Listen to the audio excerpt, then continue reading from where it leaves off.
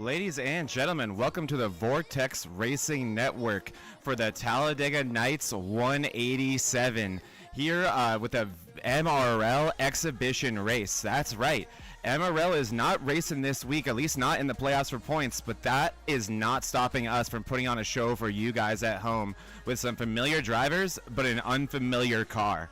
Today we're going to be driving the 87s, a little bit of a throwback, but at a very familiar track. We're going to be at Talladega Motor Speedway today with MRL's best. There's going to be some familiar faces from Monday nights and also some familiar faces from other nights, such as Wednesdays and Thursdays. Even Fridays, you're going to find some new MRL faces, but maybe some that you've raced with or shared the track with or watched on the MRL Broadcasting Network before. So I'm excited to be here, and I'm actually going to be flying solo here with you. My name is Zap Panzarella. You guys are probably used to me being alongside Mean Gene on Monday nights. Mean Gene has a prior engagement today, so I am running solo in the booth, but I just couldn't help but give you guys the best show that we possibly can. So excited to be here at Talladega for a very unique race. And I'll be honest with you guys, I'm sure you know this about me if you've watched these races before. I am a big trucks guy. I've recently gotten the Xfinity. I've never driven these 87s before. I actually had to buy this car to do this race today. So I am excited to see the show these things can put on. And also how they're going to react to this track here at Talladega. Talladega, one that we're very familiar with, the plate track that really normally has the draft as the end-all be-all of determine your success here, but it could be a different story in terms of how important the draft will be here with these old school cars.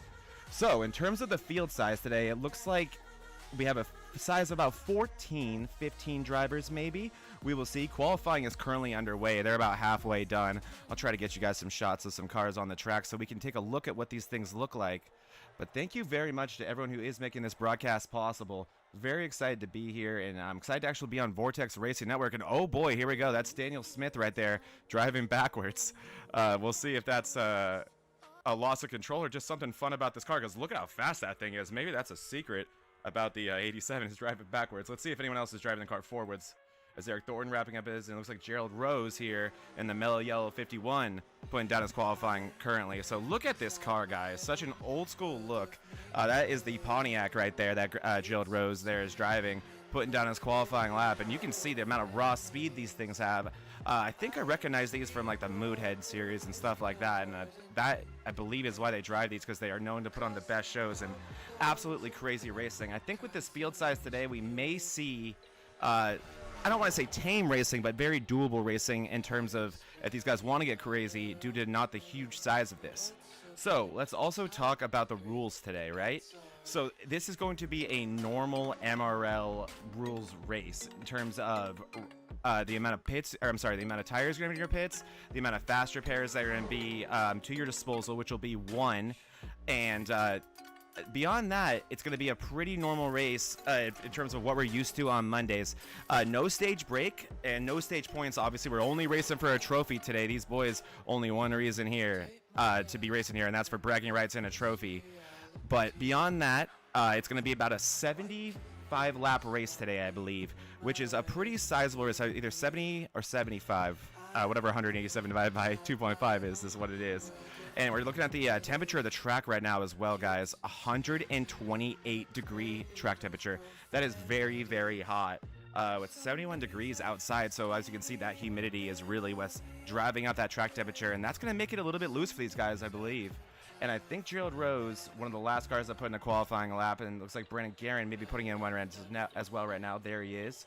Brandon Guerin, one of our Monday night regulars out here, a member of, it's one of the guys partially responsible for our Chantilly Lace sponsorship over in that league. So big shout out to this guy right here. We love Brandon Guerin. Let me get this off your screen for you. There you guys go. And on the left side is our current standings for qualifying, I should say, our current running order.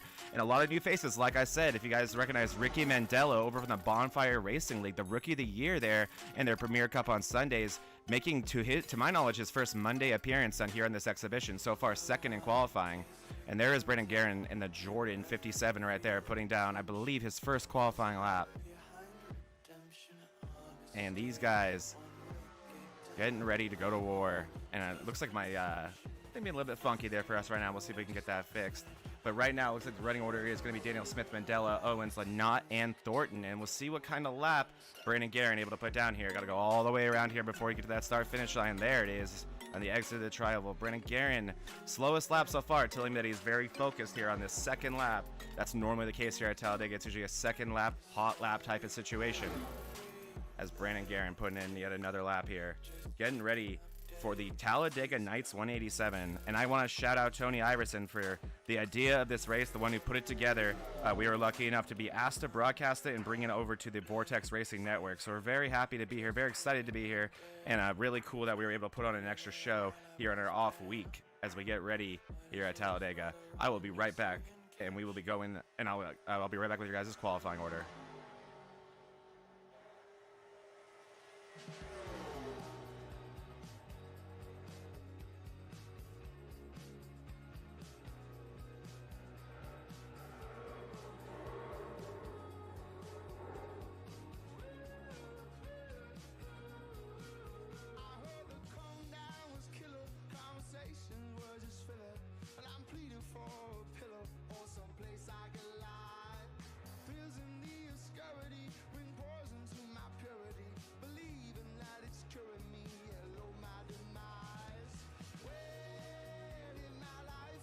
All right, ladies and gentlemen, qualifying has wrapped up, so I'm going to send it over, actually, to my good friend, Kevin James. And now, race fans, for the most famous words in motorsports, the star of Universal Pictures movie, I now pronounce you Chuck and Larry, Kevin James. I just got 3 things to say.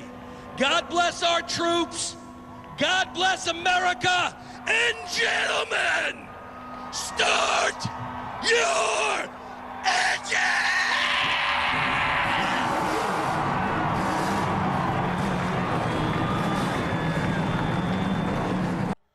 Kevin James getting us pumped up, getting us ready.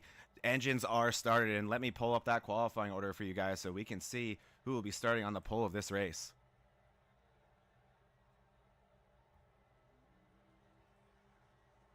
Here we go. Daniel Smith, just as we projected during qualifying, taking home the pole right here. He'll be starting the front row alongside the BRL full-timer Ricky Mandela, making an appearance here for the MRL exhibition. That's exciting. Beyond that, we have David Owens in 3rd place. Next to him will be his teammate, his Gulf Coast Racing teammate of Kyle Lynott. 5th place will be another teammate of that Gulf Coast team, and that is Eric Thornton. 6th belonging to Michael Mata. 7th is Hunter Hall from Daily Drivers Inc. Well, we're actually going to have a DDI cam for Hunter Hall. Let me see if I can give you guys a little preview of that. There he is, Hunter Hall. Wave goodbye, or wave hello to all of us if you can hear us. Hunter Hall there, and we're going to call it the DDI cam, sponsored by Daily Drivers Inc. So we'll be checking in on Hunter Hall to see what it looks like in an 87 all day, and showing that those awesome Texas colors that we know he loves so much. 8th place, Joseph Volpis. 9th place, another Daily Drivers Inc. driver of Alex Hillman. 10th belonging to Jonathan K. Sabir. Keep your eye on that guy. We know how good of a play track driver he is. 11th belonging to Gerald Rose. 12th, Brandon Guerin. And let's see how many more cars we have in this field. 13th will be Tony Iverson, the organizer of this event, choosing not to qualify. 14th is yours truly, Zach Panzarella. I unfortunately will not be broadcasting this race from the driver's seat, guys. I just did a boomer move and joined this race instead of watching it, so don't worry, that Panzarella car will not be out there. 15th place, Kevin Kyle, and 16th, Michael Benton, one of the owners of Animal House Customs, sponsored by them, and also a BRL driver. So really cool to see some BRL drivers of the Bonfire Racing League making an appearance here on Monday night. Hope to see more of that next season here in the MRL. Really cool seeing all those guys. But pace car has taken off, and we are getting ready. And I'm going to have a hard time memorizing all these new paint schemes, boys. New colors, new paint schemes, and it looks like to me new numbers with some of these guys as well. So it's not going to be easy for me to identify each car, but I'm going to do my best. And either way, whether or not I'm calling the wrong car or not, we're going to have some fun here. 75 laps around one of the most iconic racetracks, one we'll be visiting this weekend in the NASCAR Cup Series, Talladega Motor Speedway. We also have Cletus McFarland driving here in the ARCA race, I believe on Friday or Saturday, I want to say. So that's exciting. It's going to be a fun weekend over at Talladega, and it's always rough to have a week off of NASCAR racing. But I hope you guys all enjoyed your Easter and got to spend some great time with your families. But we will be back to racing this weekend at Talladega at this very track. But today, it's all about MRL, the Moonlight Racing League, putting on a show for you fans for no other reason than just to have some fun, race for bragging rights, and race for a trophy. The Talladega Nights 187 is getting ready to go underway here on the Vortex Racing Network, our first live race on this network, and I don't think I could choose a more fun one. I'm so excited. Again, it's going to be Daniel Smith leading them to the green flag. It is going to be on the flagman here for this initial start. Every point from there will be the leader. And you got to remember, there's kind of like 2 restart zones here. It's kind of tricky. It's a later restart zone. I won't be like Rick Allen and remind you guys of that every restart today, but I'll say it now. And here we go. Pace car getting ready to pull off. We will make our way down this long straightaway. And Daniel Smith will get ready to lead the field to green for the Talladega Nights 187, the first MRL exhibition race broadcasted on VRN, the first live race on VRN, and one of the most fun cars going on. And the green flag is out. Here we go. Daniel Smith and Ricky Mandela really not getting the jump he needed. He was way behind Smith to start the race as they are going to go into 1 and 2. Huge gap as well between Owens and Daniel Smith there on that inside line. The 3 of Mandela is going to take advantage of that, go to the inside. We are already 3 wide behind them. Look at that, the 16 of Michael Mota already falling through. It looks like the draft extremely important here. It looks like if you get left out to dry, it can all happen so quickly. As here we go, 3 wide midway through the field, leading right now Daniel Smith, but on the outside you already see, I believe that is David, or no, it's Mandela already looking on the inside, looking to take that lead, and he is going to. Looks like Ricky Mandela is starting on the outside and might be able to lead this first lap. David Owens behind him. He is not content to push him. He's already going to the outside and try to take the lead. Ricky Mandela, David Owens side by side. You got the 5 of Eric Thornton now pushing Mandela, and you have the 21 of Smith pushing Owens, who will lead the first lap here at the Talladega 187. It looks like it's going to be the 11 of David Owens, is it? Yes, it is. David Owens is going to lead the first lap of this race. So far, so good in terms of the field and organization.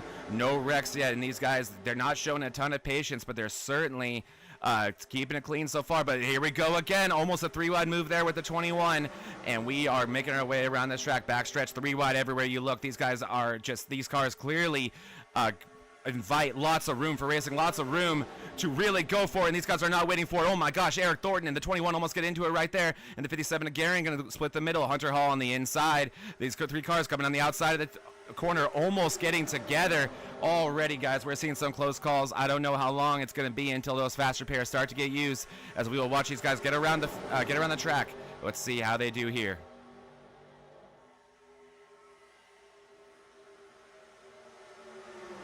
Daniel Smith back to the lead in front of David Owens. Side by side are Hunter Hall and the 5 of Eric Thornton. 2 cars behind them, trying to inch inside of that is Brandon Guerin, trying to get the inside of David Owens. Really just trying to poke his nose. Kind of using a little bit of side draft there. That he really does not have any drafting help behind him. Brandon Guerin, though, trying to make the pass for the lead as well. We'll see how this works and how important the draft is. Behind them, absolute mayhem. The 98 of Joe Volpis already trying to go 3 wide. You have Hunter Hall trying to cover off that bottom line. And behind him, it looks like you have the 6 of Case. Oh, I'm sorry, that is the 13 of Tony Iverson, wasting no time. He did not qualify, and he is already going through the field as quick as he can.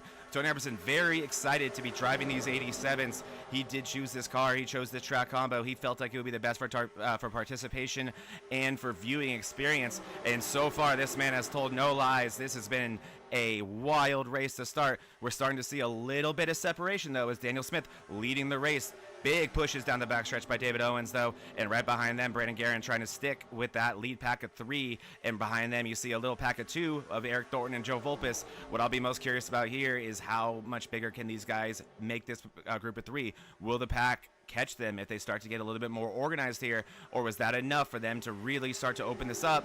I mean, we are in 87s, guys, and what we're already seeing are those kind of old school leads you'd see at these plate tracks back in the day. Don't forget, Bill Elliott once went down, I believe it was 3 laps or 2 laps at this very racetrack, and he did not get a single caution. There were no stages, and he won that race. He got it back the hard way. That's how different, that's how different these cars can be. Again, this is a fixed setup, though. These cars, while they should be very equal, what I'm kind of seeing here, guys, and I'm sorry if you already know this about the 87s, but it doesn't seem like, oh no!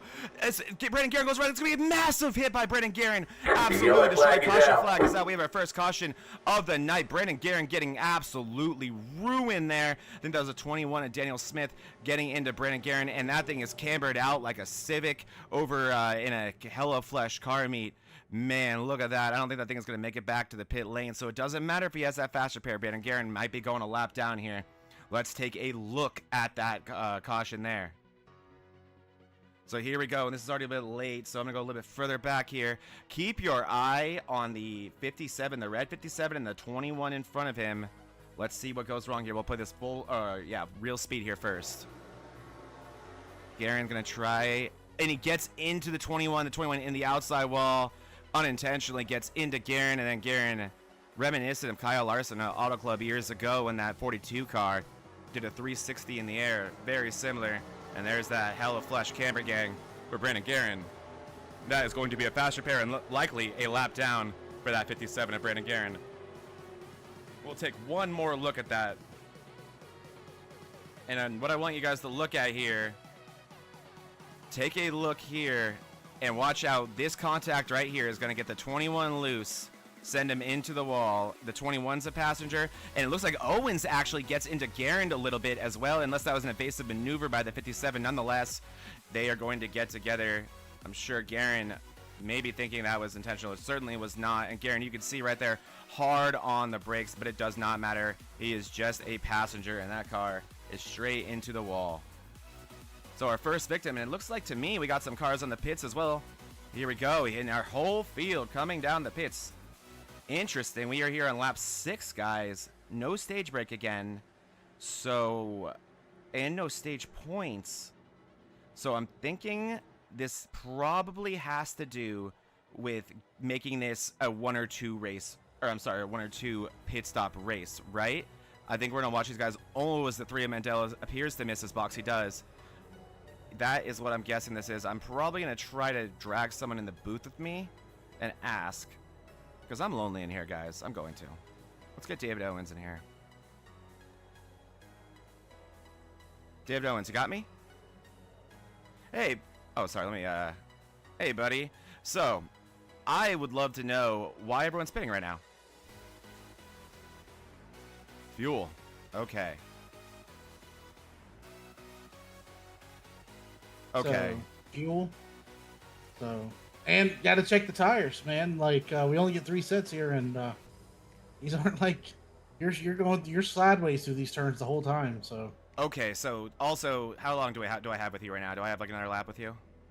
Oh, absolutely. Okay, cool. I had to buy this car to broadcast it, so I've never driven this thing.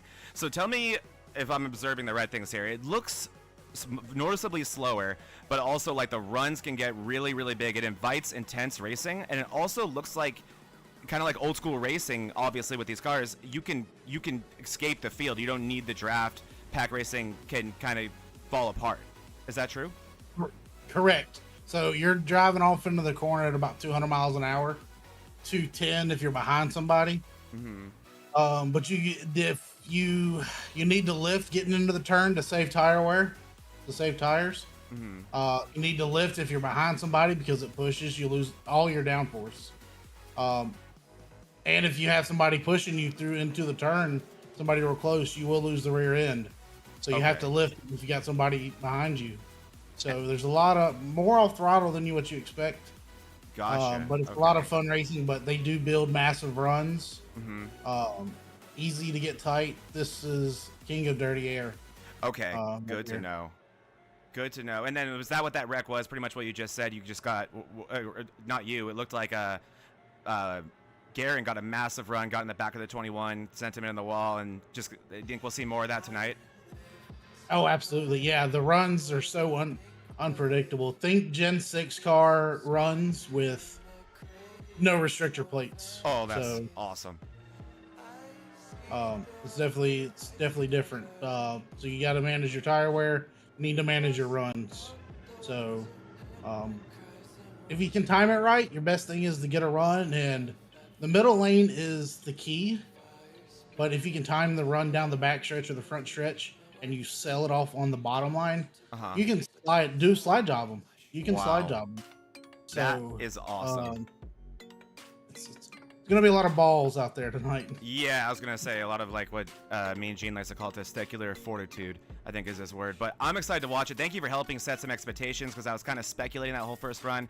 You guys certainly put on a show, but I wasn't sure what I was watching, and to be entirely honest. So thank you for clarifying a little bit of that. Good luck on this second run. You certainly put on a show on that first one. I can't believe that was only 6 laps. I'm excited for the rest of this thing. Want me to send you back? You're with High Side? Yes, sir. I appreciate it. You got it. Good luck, Owens. Thank you. All right, that was David Owens, ladies and gentlemen, and I think he's going to be getting lots of goth, what that hood says, if he continues that performance, because he's putting on some sexy moves and leaving no doubt about what's going on in terms of what we just discussed there. So here we go. Definitely a mix-up of the field here. A few guys not pitting, those being... Oh, I'm sorry, everyone did pit there, but it looks like a few electing to maybe take tires, others not. Some people fixing damage. A lot of different pit times I'm looking at here, guys, actually. But nonetheless, it's going to be Michael Mata leading this race as the control car on the inside.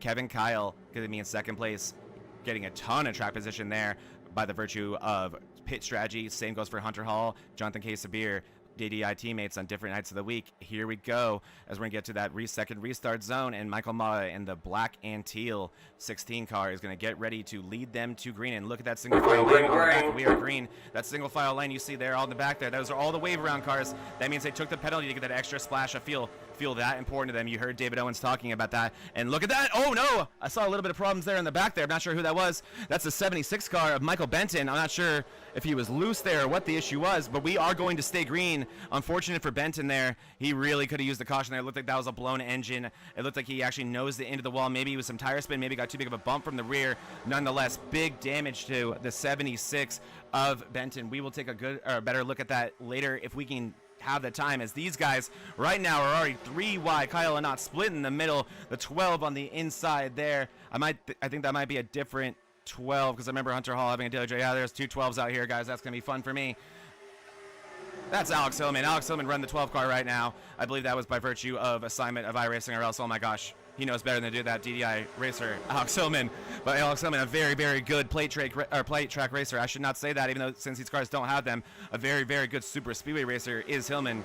Has a super speedway win in the Precision Race League, RIP PRL, but he has a Cup Series win over there. Some of the best drivers in the world compete in that league, and Hillman was able to get a win at Atlanta, so he knows how to get around here. Right now, following another guy who's one of the best in the business, Michael Mata. On the outside lane, though, you have Kyle Anat leading it, being pushed by Daniel Smith. Daniel Smith has not wanting to say die in this race yet. You saw him in that first incident. That did not spook him one bit. He's still up front, trying to make moves, and just like we heard Owens talk about and like we talked about in this first run, that separation already starting to form in that mid pack. You can see already the 27 of Kyle, the 13 of the 13 of Iris, and the 98 of Vulpes struggling to stay attached to the back of this pack, wanting to make sure they don't lose it. There's Garin able to get to the outside of the lane there and file in behind Kyle Anat. Same for Vulpes, trying to get to the inside there and get behind, I believe that is the 6 of Case of Beer. He wants to be, oh, I'm sorry, that is the 13 of Iris, and he wants to be linked up with, but following Case of Beer. And there in front of them, Michael Mata trying to work both lanes.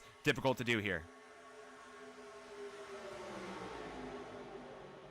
Mata throwing blocks on the high side, on the low side, and below that you have the 12 of Hillman. Hillman, I don't know how much longer he's going to want to be patient here, but if Michael Mata waits too long, he's not going to be able to close that door, and that's exactly what happens there. Michael Mata waits a little bit too late. He's going to try to close it anyway, and man, there's about a piece of paper in between that 12 car of Alex Hillman and the 16 of Michael Mata, but they make it work. But that also allowed a big run to form on the outside for 988 of Kyle Anat. Kyle Anat now with the advantage, trying to get lined up with the 21 of Smith. They are not lined up. They're not organized, and that is going to hurt their draft, as you can see right there. They also don't have the help they need. Maybe Brandon Guerin here in the 57. Yes, he is. He's going to try and help on the outside. Brandon Guerin, there goes my. Looks like Guerin is loose. Oh, boy, does Guerin save it. He does, all the way down below the apron. Brandon Guerin with a nice save there. Big moment, though, for the 57 car. We know he does not have that fast repair. That thing was destroyed just a handful of laps ago. He needs to protect that car. Kevin Kyle loose above him.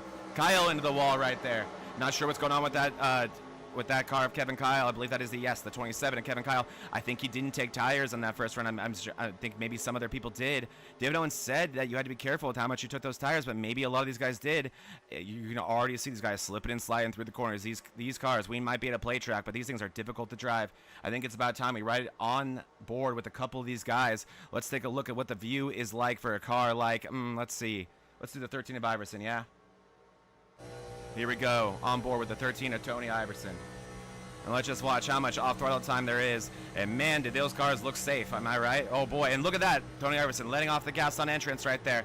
Bowling in. He is all the way off the gas. This is Talladega, boys. That is unbelievable. You don't see that. And look how loose this is. He's driving this like it's Dover. Completely off on the exit of the corner that they wanted to come up the track. I can see how these big gaps and these big runs can form as Mata thought about closing the gap there. Look at this through the tri-oval. Completely sideways, drifting it. Looks like a flat track right there. Tony Iverson does. That is incredible stuff. Let's see what the high line is right. Or it was like. Let's see what it's like for Michael Mata. Here's Michael Mata on the outside with those red gloves.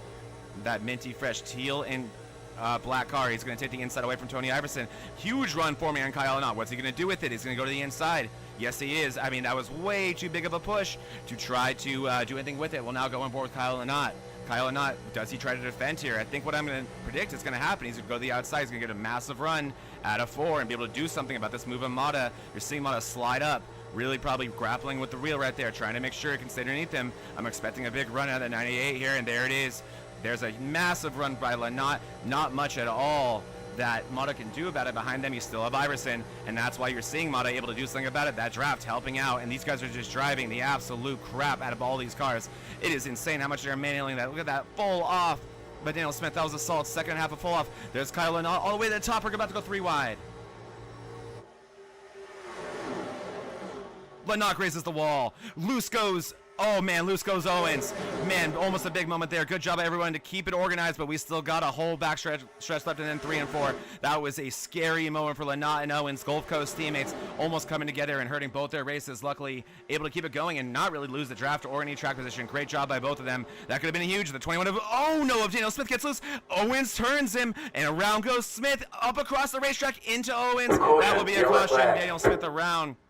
I don't know if Daniel Smith used his fast repair on that first accident. So it'll be curious to see what Daniel Smith needs to do to fix that racetrack. You could see that one from a mile away, though, could you not? We'll start all the way about a half lap before, and we'll follow David Owens around here. This was on the backstretch, and this is the first big loose moment will happen. There's Owens loose. And there he is into 21. I just don't think much you can do about that. And obviously, as you can see, Owens, what goes around comes around. And there's a piece of sheet metal. And you know whose it was because it was bright ass pink. And there it is. Missing a front bumper is at 11 car of David Owens. Oh, man. So David Owens getting the worst of that one as well. Maybe even worse, honestly, guys, than the 21 did. The 21 now involved in 2 incidents, but neither of which I think has done any real meaningful damage to him. Holding on right now by the skin of his teeth. I don't think that's a fast repair. If he's used his, I think we won't have a choice, but if he hasn't, I don't think he uses it there either. I think, however, David Owens will likely either be seeing if they have another front bumper available to them or using that fast repair. As let me see if I can get, there it is. It is missing that entire bumper. These race cars look so sexy with that front bumper. That David Owens car looking like a little bit of an awkward-nosed person right now. And I'm sure he's going to want to get it fixed. And here he comes down the pits, and as does the majority of the field. There you go. There's our leader right there, Michael Mata, and you can see the majority of the field following him in. I am curious again to see what these guys want to do. We are only 16 laps into a 75-lap race, and these guys are going to run out of tires before they know it if they keep this up. As here we go.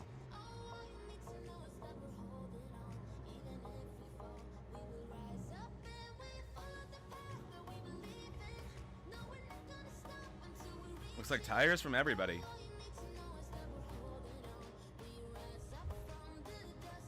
Yeah, it does. And man, it takes these guys about 1.5 years to change these tires.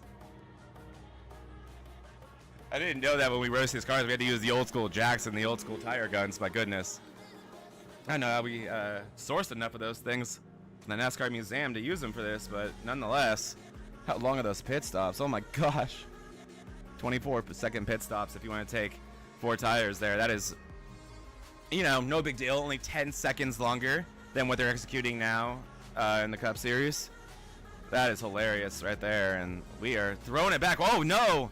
Oh, no. Hold on. Oh, no. That's not good. That's Hillman, and I believe the 6th case of beer. Let's take a look here, guys. Here we go.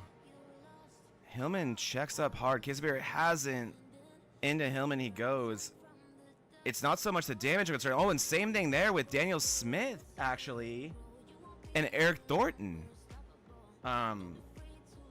Big checkups on the exit of pit road there. Let's take a look at the 21 and the 5 here now. Thornton able to miss the 21, but gets very loose. I think that might be a black flag for Hillman and Case of Beer, unless the officials decide to do something about that. That will likely be a black flag. So we'll see. Yeah, I'm seeing Hillman go down the order right now. Yeah, Hillman looks like he's serving a penalty. Yes, he is. So Hillman penalized for that. Shockingly, Case of Beer does not appear to be. Maybe Hillman taking accountability for it. But that's going to cost Alex Hillman some track position there. Nonetheless, though, he will continue on the lead lap. But let's look at our front row now, guys, because we have some new characters. We have Tony Iverson. Again, the man whose race this idea belonged to. He chose this car and track combo, and it's delivered, my friend Tony Iverson. So he has done an awesome job. He's been quiet this race. I mean, I know this race means a lot to him. Maybe he wants to make sure that he'll be there in the end. I mean, granted, we're only about a third in the race now. Not even. But outside of Tony Iverson is Gerald Rose, another BRL regular. Gerald Rose, someone that you are probably used to seeing on Sunday mornings over in the BRL Cup Series. He'll also be a Wednesday night Truck Series driver in the DDI Racing League. I'll pull it up for you guys real quick. Make sure to sign up for this right here. This is coming up. May 7th will be our first exhibition race on this very network. And I believe we'll be doing that at Kansas, so do not miss that. Fixed C Trucks, 3,000 I-rating cap, free league, broadcasted here on the Vortex Racing Network. Gerald Rose will be one of the drivers you'll be able to race against in that league, and here he is with his best track position all day. Gerald Rose, to my knowledge, I do not think has driven this car before, and if he has, it's been a while. He may have on Friday nights in MRL, but Gerald Rose now side by side with one of the best in the business, being Tony Iverson. Behind him, you still have the same cast of characters that's been up front all day, and that's Michael Mata, Jonathan Case of Beer. Joe Volpis has been about where he is all day in 5th place, and beside of him is Kevin Kyle. Here we go, getting ready to go to green here. It'll be Tony Iverson leading the field. Behind him will be Michael Mata, and then Gerald Rose to his outside in the front row. Watch the wheels spin here. I think some of these guys might be on older tires as well. Here we go.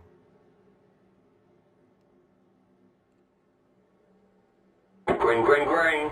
Green flag is out. Great jump by Gerald Rose to stay with Tony Iverson. What a job by the 51 of Rose, leading that outside lane. He's going to be pushed by the 6 of Case of Beer. No, he's not. He says, no, I want the inside. I want Michael Mata pushing me. I know how good that guy is at going to the front at these types of tracks. And Gerald Rose with an aggressive move to take that inside lane. So now he's sandwiched in between Tony Iverson and Michael Mata. How long will that outside lane stay alive? Tony Iverson wants to have something to do with that. He's going to take the outside. Gerald Rose going to look for the lead here. Gerald Rose getting pushed by Michael Mata. Mata bails on him as well. We are going to be 4 wide going into turn 3. Case of Beer bails out of it. It's going to leave Rose and Mata looking for the lead. Rose on the inside, Mata on the outside. Mata's going to have a whole ton of momentum behind them. They are 3 wide with Volpis right there in the middle. Here we go. Out of turn 4. Gerald Rose on the inside. Will he be able to lead this lap? I don't think so. It looks like Michael Mata doing everything he has to do. Rose going to try to get through the tri-oval. Ultra loose is that 51 car. Holding on to it is Rose, doing a great job. And then he centers up perfectly with the 6 of Case of Beer, but he's going to get together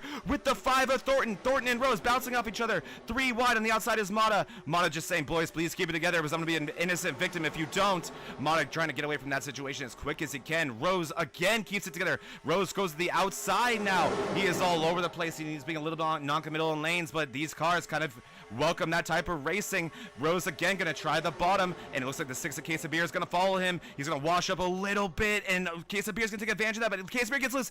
Oh, Rose gets in the 5 of Thornton. Thornton hard in the wall. Into it looks like that was Kyle or not. No caution yet because they're going to stay green. We'll see if the admins bring that out, but that, yellow flag is out. There's the caution. Lanat and Thornton, big hits there.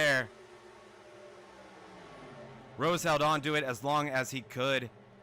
I'm assuming he had a different tire situation than the rest of the cars around him, and man, that racing was full tilt, ultra aggressive, and it's going to be interesting to see how much longer these guys want to stay this aggressive with these fast repairs. I'm sure starting to dwindle down throughout the field. But let's take a look at that wreck right there. Eric Thornton and the 51 of Gerald Rose getting together. Here we are, 3 wide. Rose washes up, a little bit of net code into the 5 of Thornton, and man, the bumpers just start flying off. The front bumper, the 51 immediately comes off, and then you see that is the 988 of Lynott getting into the 5 of Thornton. Thornton immediately ducks into pit lane. Is he gonna get slowed down? Oh no! A bad situation comes worse there for Thornton. I think maybe he thought he could fast repair it. He's gonna try to keep it going here. No, he just toes.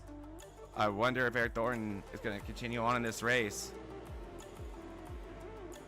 As Gerald Rose as well will probably have to use that fast repair to stay competitive in this race. As it actually looks like his front bumper has mysteriously reappeared. So that will happen sometimes. It's happened to me before and I never complain. Let's take a look at our DDI cam real quick of Hunter Hall hitting that bait. Oh, too big of a hit. Way too big of a hit, Hunter. Oh man, you put way too much dip on your chip.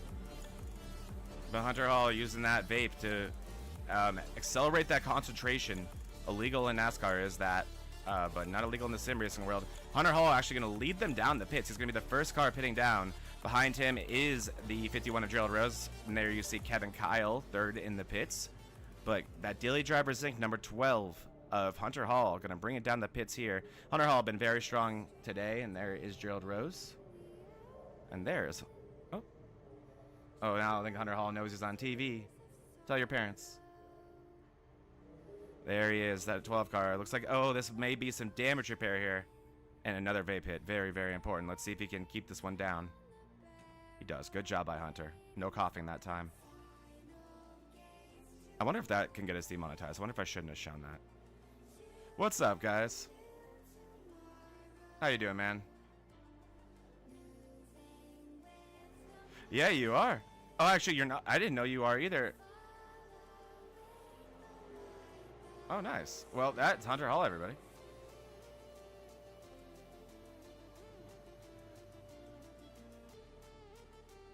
Nah, don't worry about it.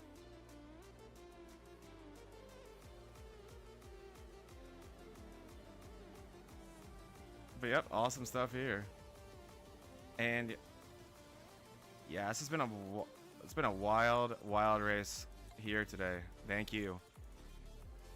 And I mean, the guys still sound calm. I'm not sure if you... Oh, I think you guys probably did hear that. That was Hunter Hall there checking in on us. But yeah, you can actually still hear some good calmness in their voice there, which kind of surprises me. What's also crazy to me, if you were watching along with me at home, would you believe me if I said it's only been 22 laps? I think we've had 3 or 4 cautions, and man, it feels like this has already been half a race. And well, it's only been a half hour to be fair.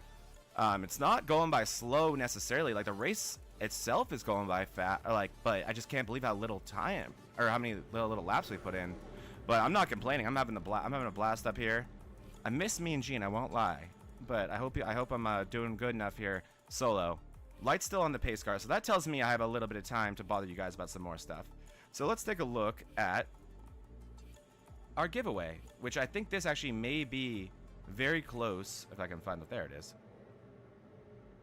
This is going to be very close to being over, I think, after tonight, guys, being that this race is broadcasted here on VRN. So if you are signed, or if you are not subscribed, make sure to get subbed, because at 50 we are giving away quite a few awesome prizes, and we're very, very excited about that. So make sure you are signed up. Make sure you are subscribed to Vortex Racing Network. Not to mention, this is where we are going to be next Sunday. I'm sorry, not every Monday next year in the MRL. So would love to have you guys all here.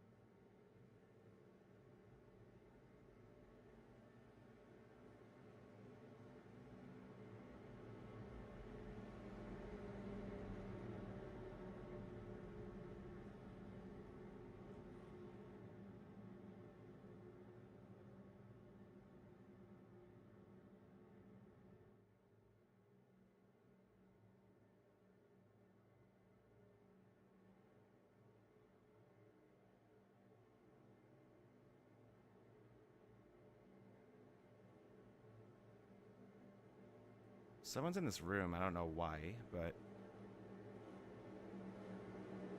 here we go. Getting ready to go arena. I'll get that QR code off the screen for you guys. I should move that to the right if you guys want to sub to VRN at any point today. But here we go. Getting ready to go green. It's going to be Michael Mata leading them to green. On the outside of him is going to be Case of Beer, and then green flag, green flag.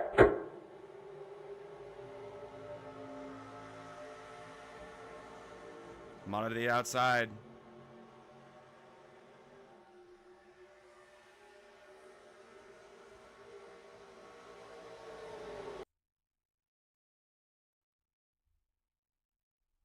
I will be right back, guys.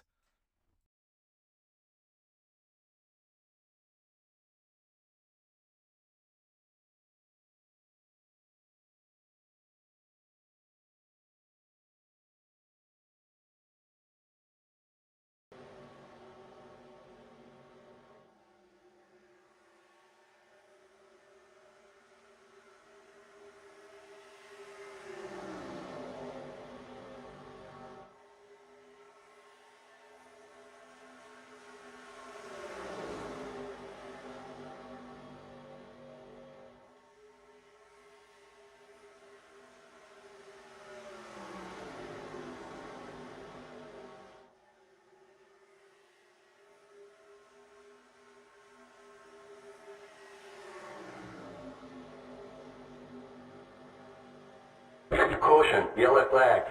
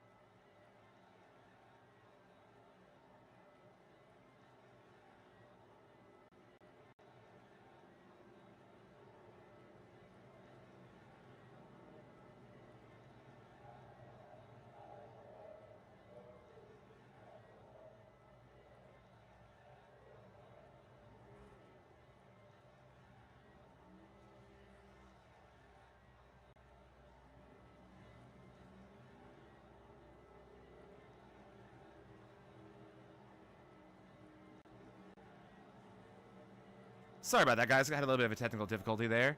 I don't know why, but once I had Hunter in there, I could only hear him, and I didn't know what you guys could hear. But it looks like David Owens actually was involved in that crash, so let's take a look, actually, at what brought that out real quick. Here we go. I'll get some music, too. Gotta have music, right? Here we go. David Owens, keep your eye on the 11 pink car on the outside.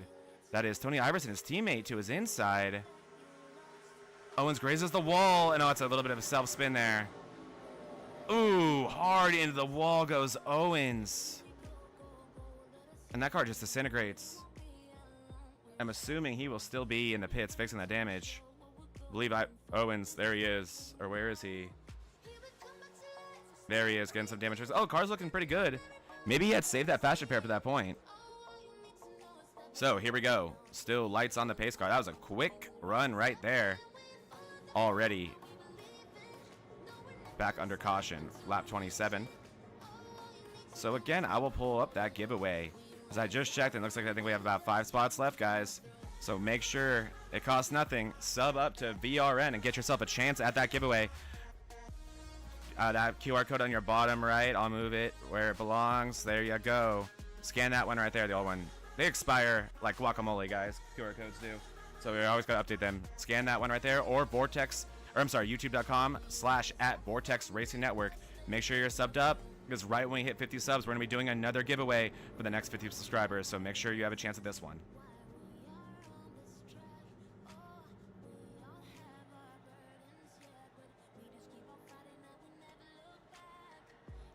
All right. Beyond the giveaway, if you have not yet, we talked about this league a little bit earlier today, check out the DDI Racing League. The DDI Racing League will be launching in June, but we will be starting our exhibition races here on the VRN. I believe in May 7th will be our first one, Wednesday night. So check it out. Fixed C trucks, 90-minute races, about the length of these races. It's familiar faces I'm sure you will see there, and the same competitive, clean, and fun racing you're used to in the on the MRL and the BRL will be over here at the DDI RL. And a great place to learn, a great place to cut your teeth. That 3,000 iRating cap will be very, very closely enforced to make sure that all these races are as equal and as competitive as they possibly can be. Sign up for the DDI Racing League at vortexracingnetwork.com/DDIRL, or just visit vortexracingnetwork.com. You will see on the top the DDI Racing League. You can sign up there, or just contact me on Discord if you follow MRL on Discord, and I can get you invited to the Discord for this league. Don't miss it, guys. It's going to be a lot of fun racing, and it's going to be all here on the Vortex Racing Network. One to go until green here. It's going to be Brandon Guerin this time leading the field to green, playing some tricks there on the pace car for fun. But it's going to be him and Joel Volpus in the front row. Behind them will be Lynott and Iverson, then Mata, case of beer. This field already starting to dwindle down a little bit. We only have, it looks like, 14 cars left on our lead lap. Eric Thornton out the race, and these guys, their faster pairs are dwindling down, and we're not even halfway through it. We are waiting for that long green flag run, but these cars are just inviting too much craziness so far. We'll see if these guys are able to keep it green and keep it clean for an extended period of time. Brandon Guerin on the outside will be your control. I'm sorry, it will be Joel Volpus, I believe, will be your control car. I'm sorry. On the inside.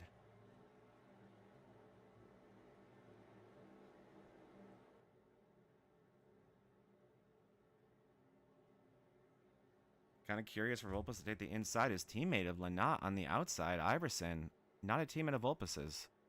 Going to be behind him. We'll see how good of a launch that 98 Sunoco car can get. Green, green, green. Green flag is out. Great launch by Volpus. One of the better ones we've seen today. You see Guerin there behind him on the outside, being pushed by the 98 of Lynott. Great organization between Lynott, case of beer, and Guerin. Oh no! Lynott very close to Guerin there, too close, forced to go outside. So we already have a 3-wide situation. We are only in turn 1, and we are already 3 wide between these 3. And behind them, Daniel Smith, he's been there all day. Oh gosh, this race is tight.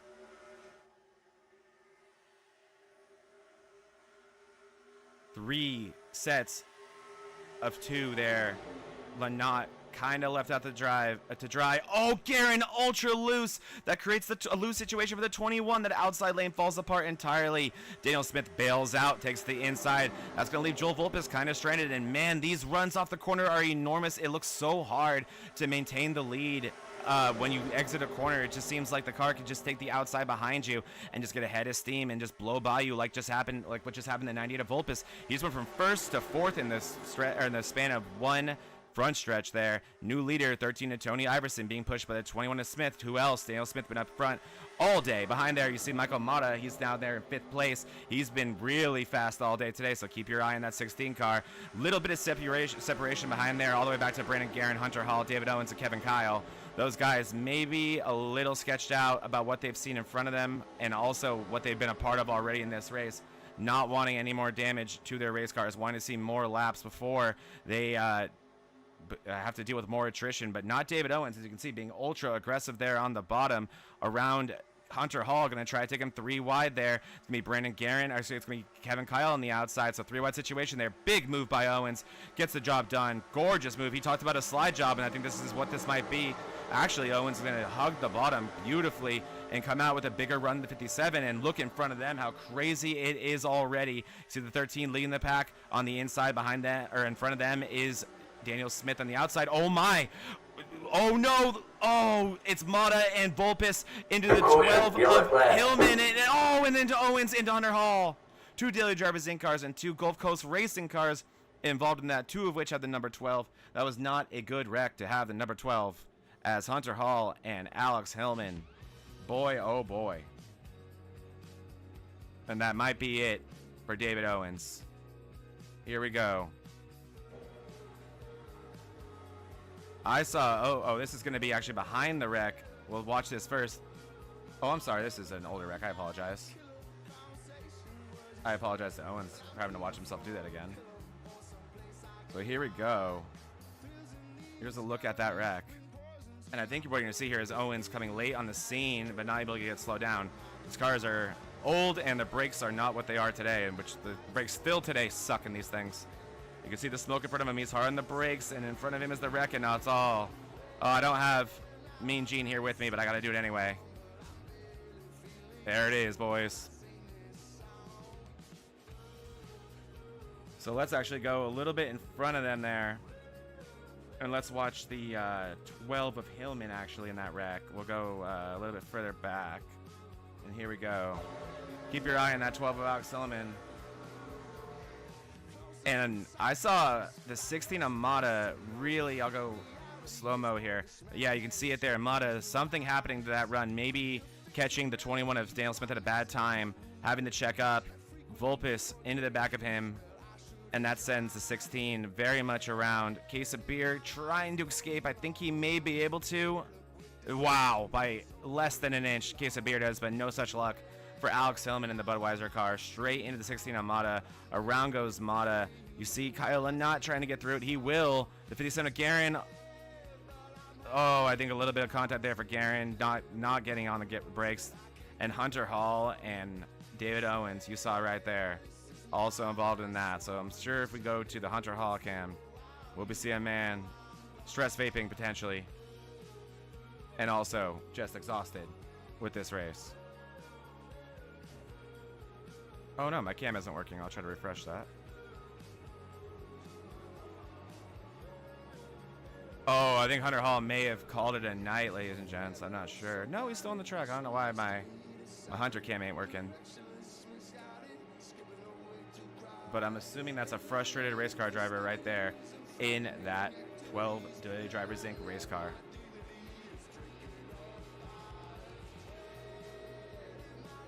All right, ladies and gents, I'm going to take a quick break while I try to get you guys the Hunter cam back.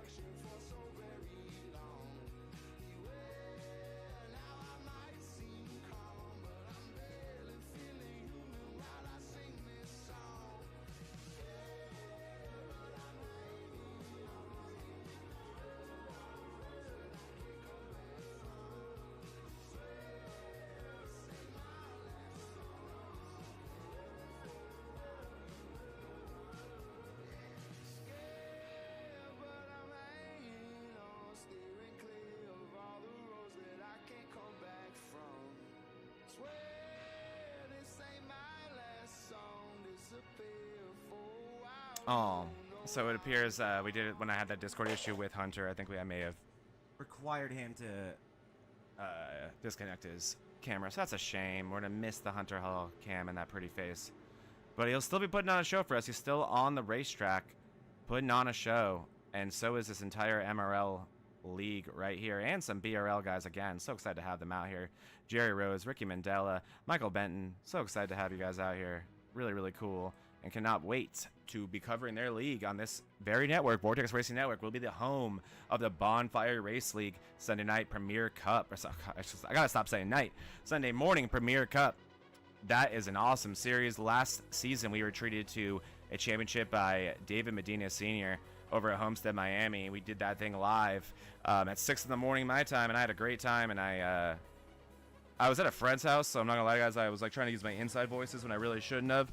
But nonetheless, it was a great race, and I'm very excited to be covering that league again next season. I'll be in the booth there with Dalton Geyer, or you guys might have me and Gene. We're still finalizing that.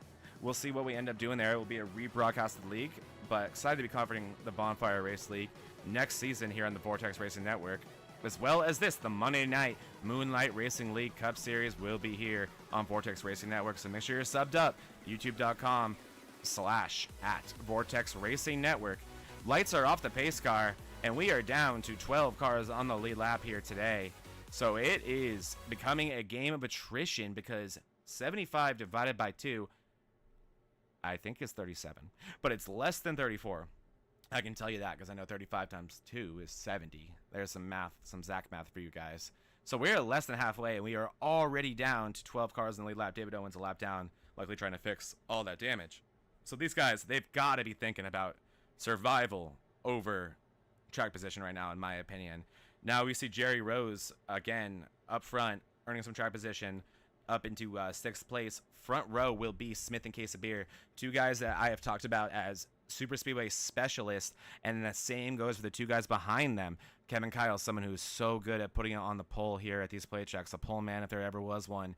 And then the 98 of Joe Vulpes, someone who knows this track specifically so well, won here in BRL this season, so he knows his way around Talladega Super Speedway. Behind him, Jerry Rose, Tony Iverson. These guys want to get it up front, but they got to be patient. Again, too big of a gap for Quesabir. He's got to get close to that 21. This is going to be an ugly restart for that outside lane, boys. I can tell you that right now. Quesabir's got to close that gap. Green we go.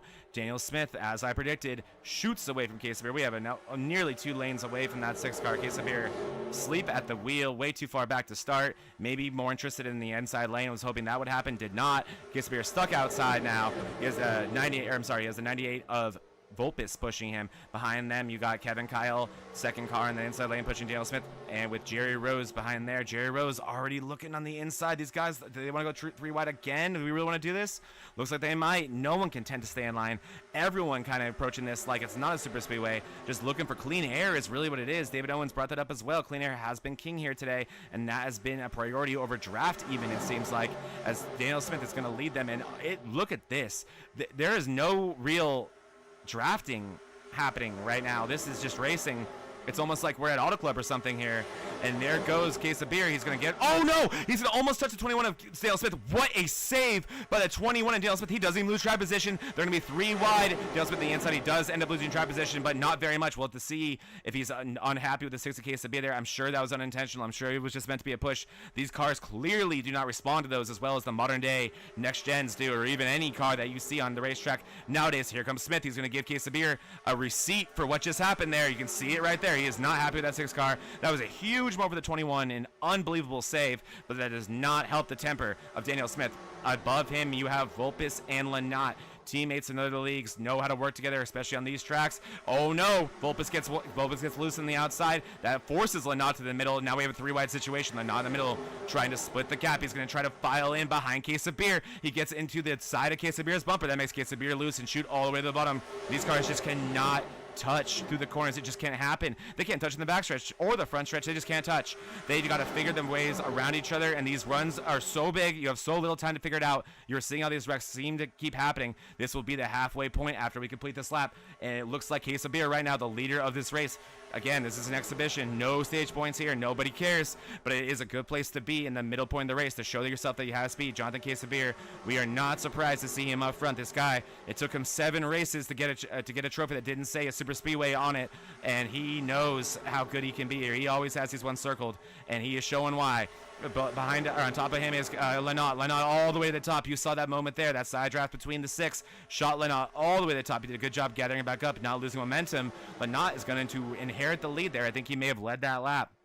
That was the stage. That would have been Lynott's stage to take, but it's not. This is just 87 craziness, and you see, I think Lynott Grace, well, I think that may have been Mata as well, may have followed his commander off the cliff there, and then a big push, caution out. And it is, I believe, further down the field. Obviously, further down the field. We'll have to see who it was. I don't have any data here yet, boys. That may have been a scheduled caution. Oh no! Oh no, Daniel Smith, keep it. Oh, Daniel Smith right there under caution, getting loose. You saw that. That just goes to show how loose these cars are. Let me find out if that was a stage break. That may have been a stage break, because that did fall right at the halfway point of this race. I will be right back, my friends. Why would I be back when I can just bring someone in here and bother one of our friends, right? Let's bother Tony Iverson, yeah?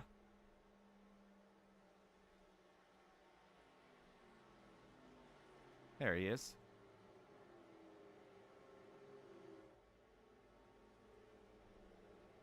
Tony Iverson, we gotcha. Hey, Tony, we gotcha.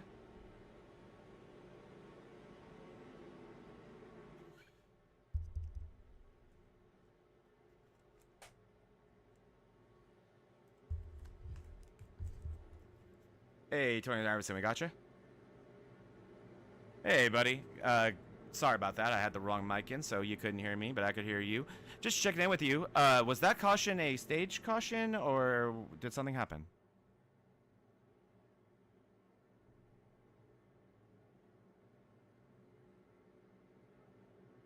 Oh, okay. Okay, so that just happened to fall right when the halfway point would have been. Well, hey, that works out. Oh, sorry about that, guys. I just had Tony muted for that. Wow, I'm doing a great job up here. What Tony just explained is there was a situation there where Kevin Kyle got loose, gathered it back up, and maybe a premature caution, but nonetheless, who cares? These guys, it's going to be crazy racing whether or not we bunch these guys back up, which is what I wanted to ask you about, Iverson. So we've already brought Owens into the booth today, and he kind of gave me an idea of what to expect with this car in terms of the racing product after the first run and what I was seeing. But man, we rode on board with you, and I don't think Owens could have prepared me for the off-throttle time, the looseness, what's going on through the tri-oval. Tell me what it's like driving an 87, and tell me why you chose this track car combo. I just think, the fact that this was, the last time NASCAR raced this track without a restrictor plate. It's just wild to think about, going over 200 mile an hour out of the draft into the corner, or you're going over 220 at times in the draft into the corner, and you've never felt the flatness of the tri-oval as much as you do in these cars. You really have to you're practically sideways, and you're just relying on aero to maybe push the spoiler down enough to keep you there. But yeah, it's just a hoot, and I think that's, I wanted to go with something fun but still a little technical, and this seems like a good one to go with. Oh, I think it's delivering. I think the only thing that could have made it any better was giving these guys like 4 fast pairs with how this is going. Yeah.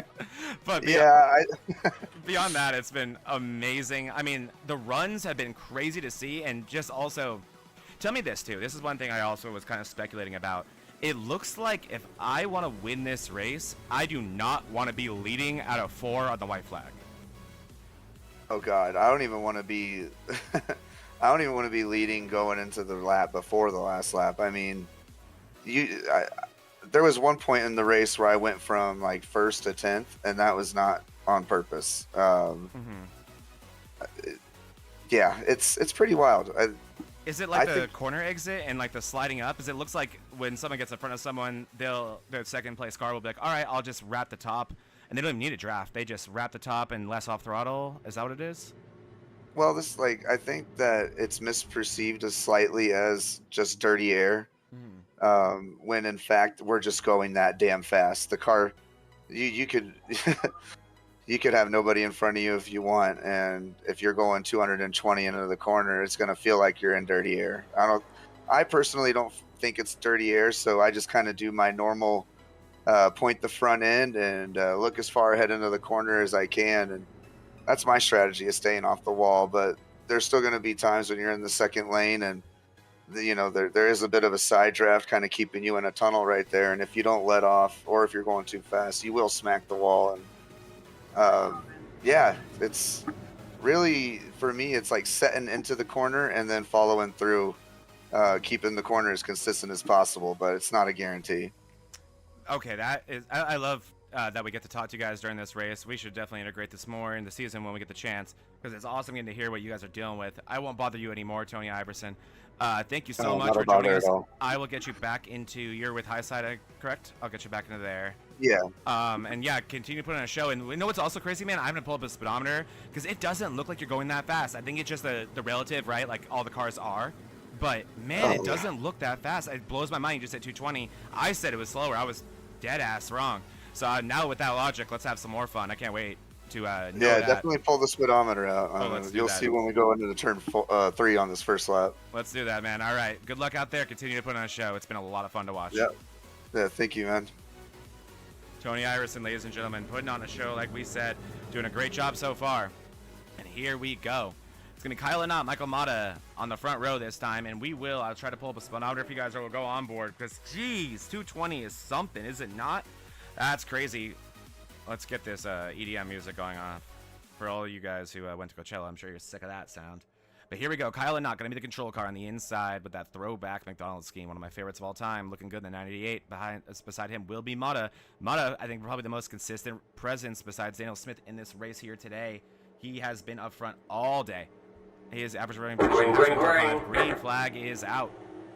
Inside lane, been the chosen lane all day today. And there you see why. Kyle and not with easily the best restart of the day. You already see Hunter Hall on the outside, not interested in this field. I think that might be something we see more of. Michael Mata, not sure if he just got left up there to dry or if he's not interested in racing right now. Again, we got 30 plus to go. We've already had about 6 cautions, 7 maybe. And wow, just like that, here goes Case of Beer.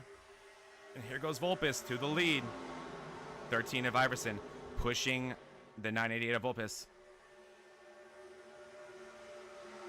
I'm going to try to find you guys a speedometer, or we're going on board. Do these things even have speedometers? Let's find out.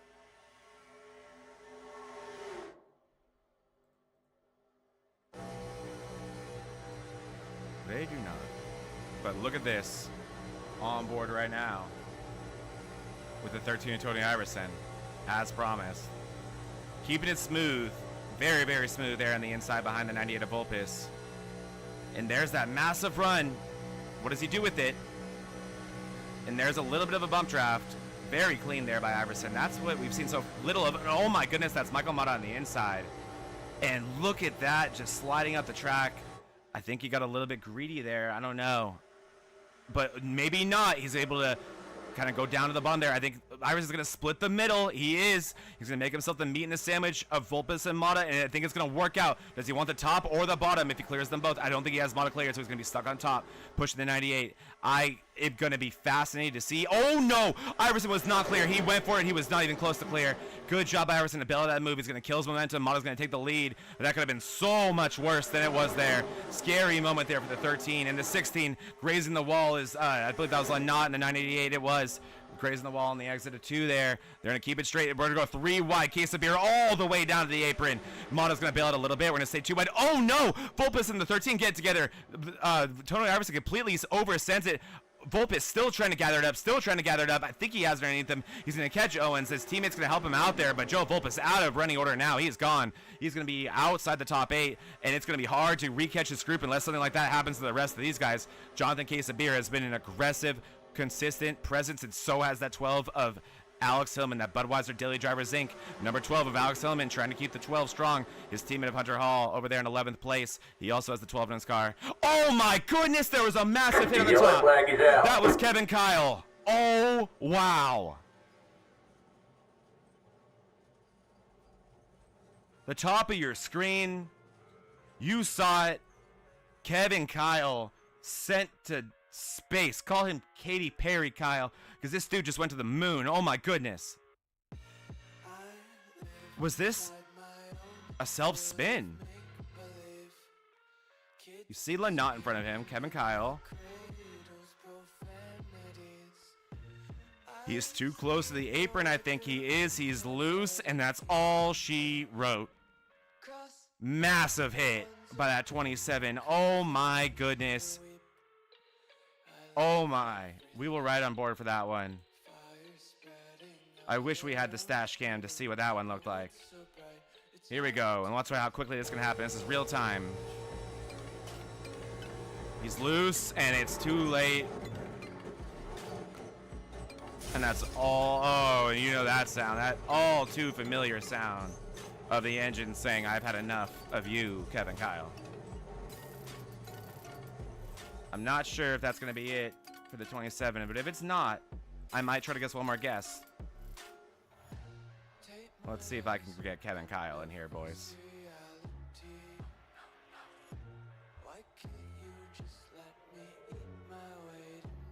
Oh, Kevin Kyle being a little bit antisocial.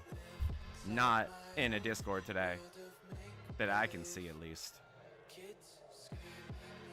But there he is, getting fixed, which tells me that fast repair has come and gone.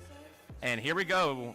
So we have Mata coming in. I see Hillman, Iverson, I believe that was Lynott, but staying out, perhaps more importantly, Case of Beer, Smith, and I think Hunter Hall. Yes. Wow. So again, we're going to have a mixed up running order to continue this. The Talladega Nights 187. We'll be right back after these messages.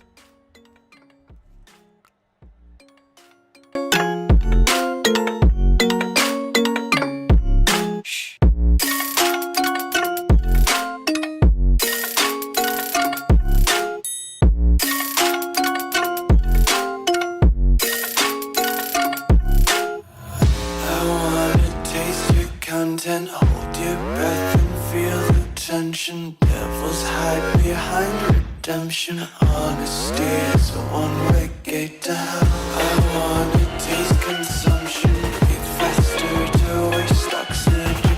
Hear the children sing aloud. It's music till the wick burns out.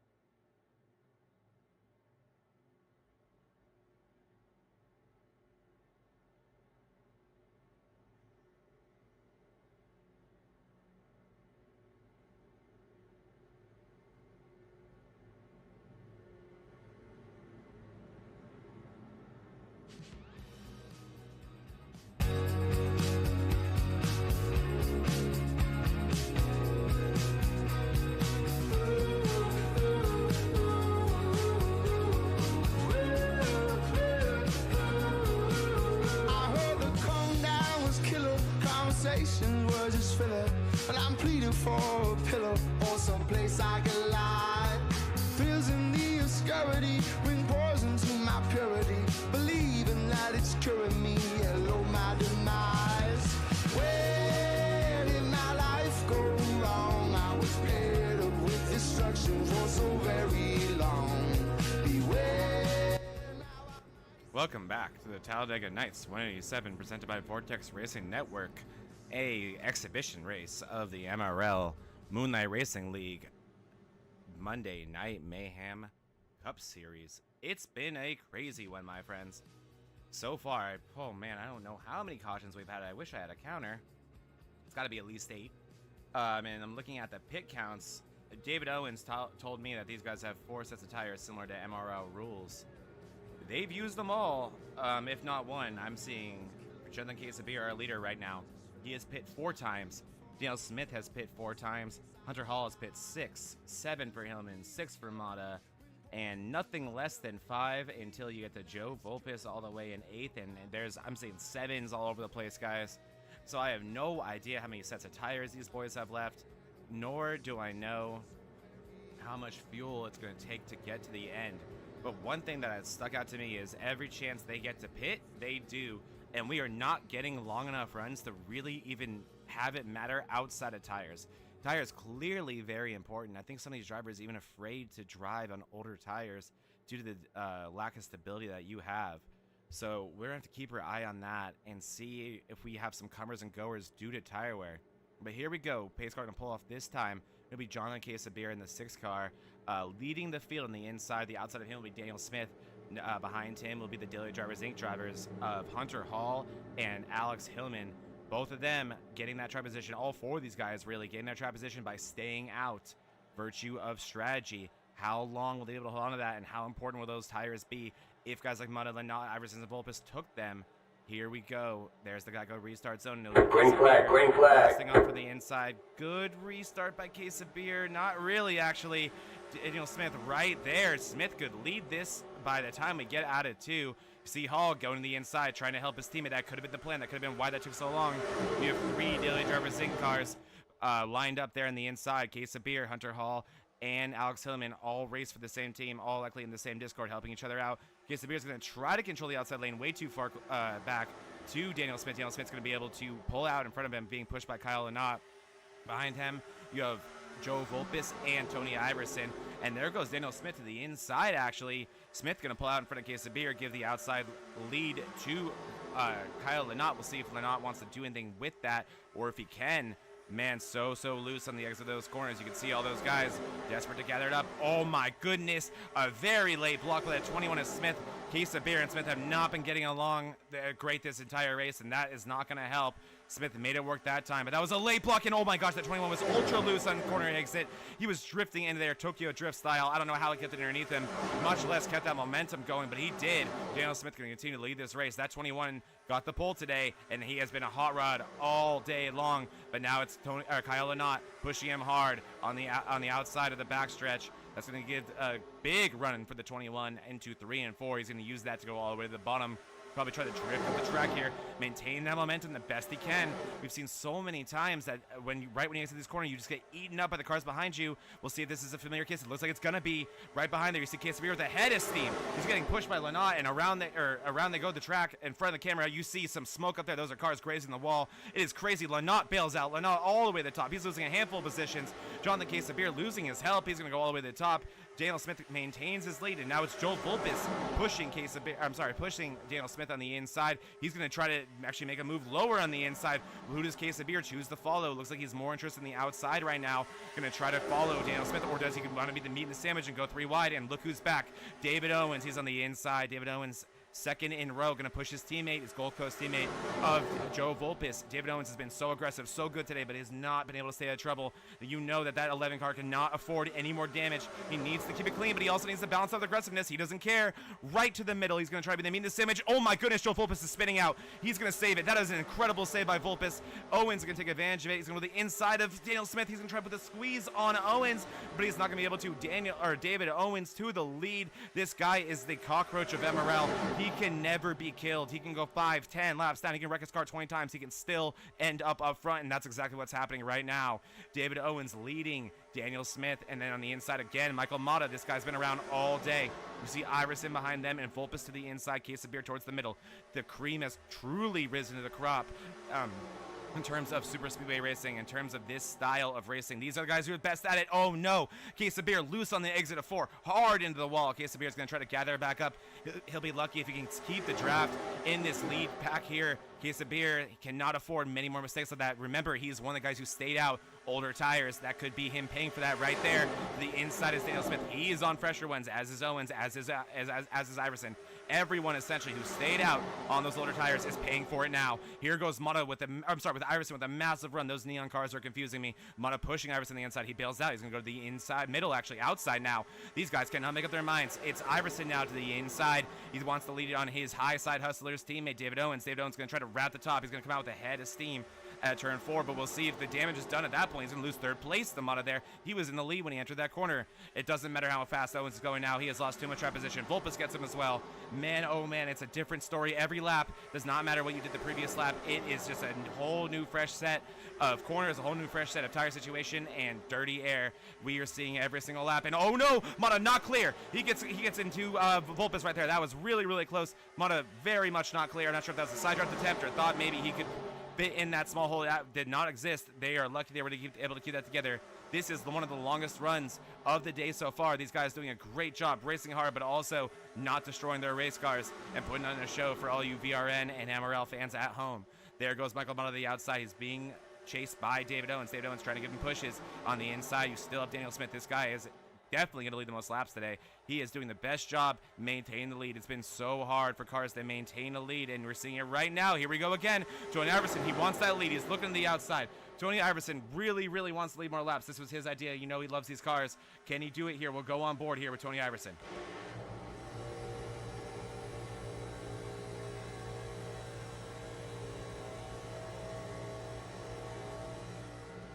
Oh, he's into the wall.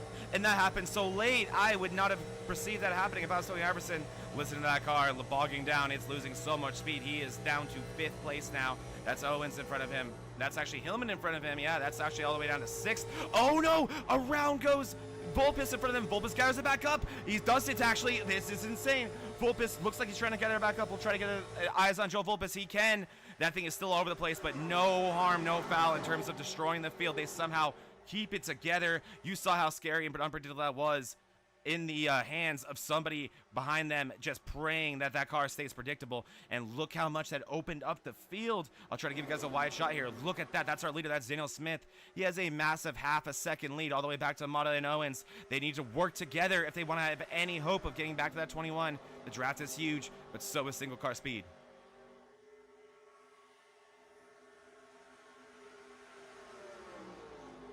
We are inside 20 to go. It'll be 19 to go this time around. Daniel Smith doing a great job so far. Clearly familiar with these cars. We know he's a good super speed racer, and he's putting it all together so far. He's had some ups and downs today, but that 21 has been clear as day. The fastest car, and look at Tony Iverson on the inside of Alex Hillman right there. That was an insane move by the 13 of Iverson. Crazy loose, and back to the lead. Looks like Owens is actually going to take a look on the outside. Super loose goes to 21. Completely loose goes to 21.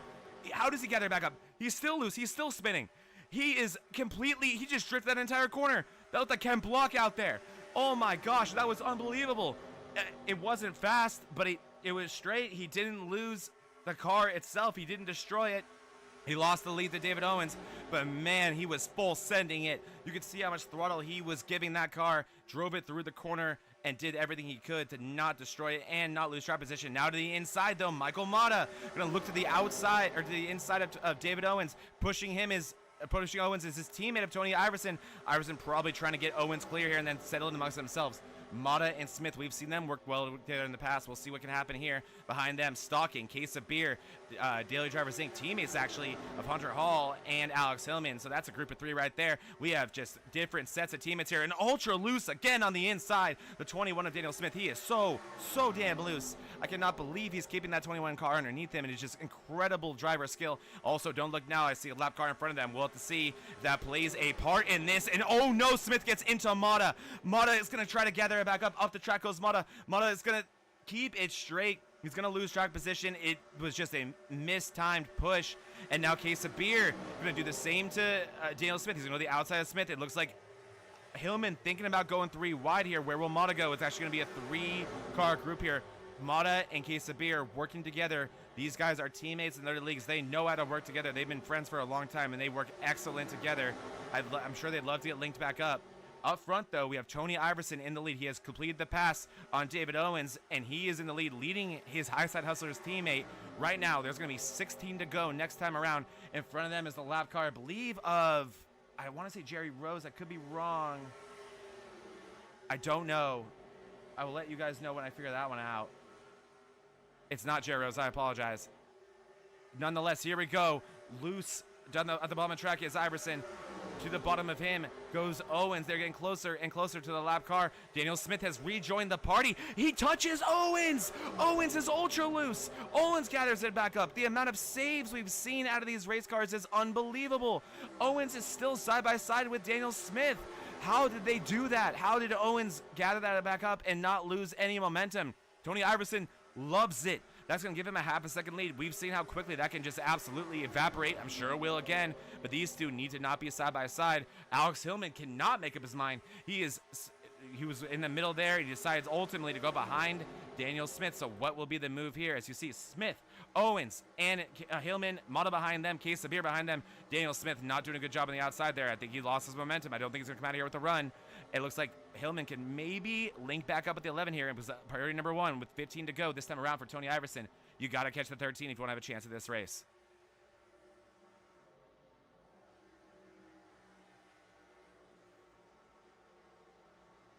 And just like that, Smith to the inside of David Owens. 0.25 seconds. You can see there on the left side of your screen. That is Tony Iverson right there. They will likely catch him this lap or the next. It probably will be here. Here comes another push from Owens. Don't forget, just 1 lap ago, that the reverse happened, and you saw Daniel Smith almost send Owens into the pits. I'm not sure. I mean, Owens known to kind of hand out those receipts in situations like this. Keep your eye on that 11 pink car. Let's see what he wants to do here to that 21. Close situation and a big run on the 13. What happens here? Loose. Oh no! Owens gets in the 21. Iverson gets loose on his own in front of them. That allows the 21 of Smith to get through into the lead. Tony Iverson, completely unrelated from what I could tell, got loose there, gave up the lead. That tri-oval is far and away the most difficult part of this racetrack.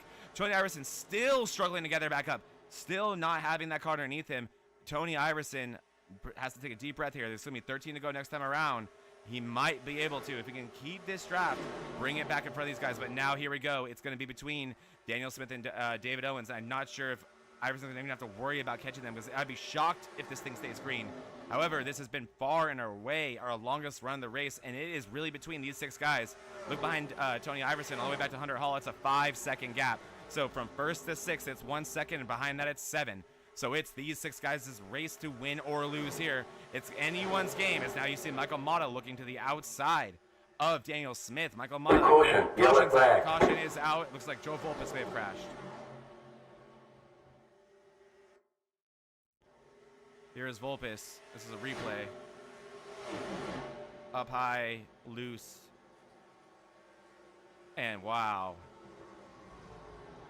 Oh, in front of everybody. Oh, that could have been so much worse. That could have been so much worse than it was. Scary moment nonetheless, but oh boy, that could have been terrible. Volpes right there. That car is destroyed. I think Volpes may have his fast repair. We'll have to see. But here we go. There's going to be, in my opinion, about 9 to go when we finally go green. And you hear me and Gene say it all the time in the booth. If you've, or what is it? Smoke them if you've got them. I never get it right the first time. But that is truer today than I think I've ever seen before. If you have those tires in the pits available to you, you got to throw them on right now. You got to throw him on. So we will see what Daniel Smith, Michael Mata, David Owens, Alex Hillman, Jonathan Casabir, Tony Iverson, Hunter Hall, Ricky Mandela, and Gerald Rose choose to do. Those are the only cars, 9 of them, left on our lead lap here today.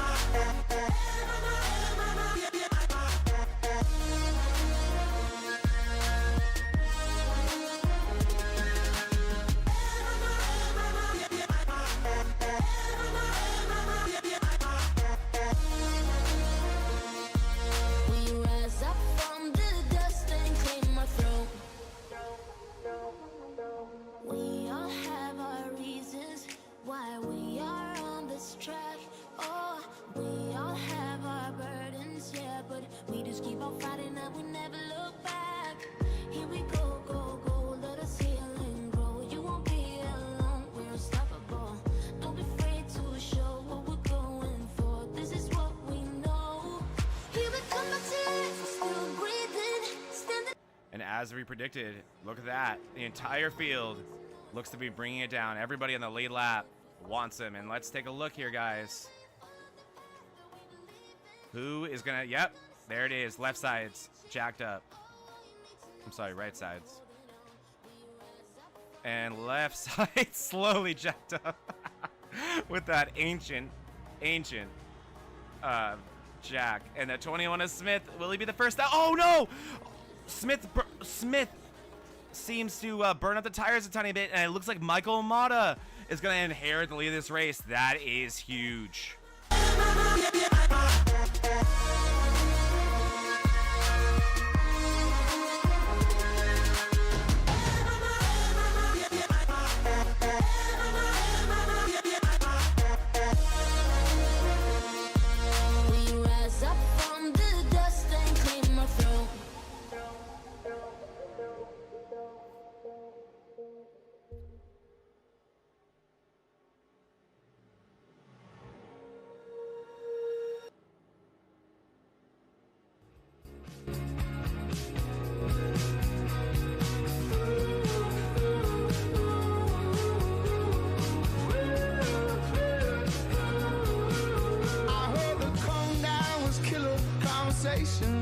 just fill it. And I'm pleading for a pillow or someplace I can lie. Feels in the Sign up for the Daily Drivers Inc. Racing League coming summer 2025. First exhibition race will be held May 7th here on Vortex Racing Network. 3,000 iRating cap fixie trucks, fully broadcasted, totally free for the rookie season. Sign up for the DDI Racing League, launching soon. Sign up at vortexracingnetwork.com/DDIRL, or just visit vortexracingnetwork.com and you will see that on the top menu.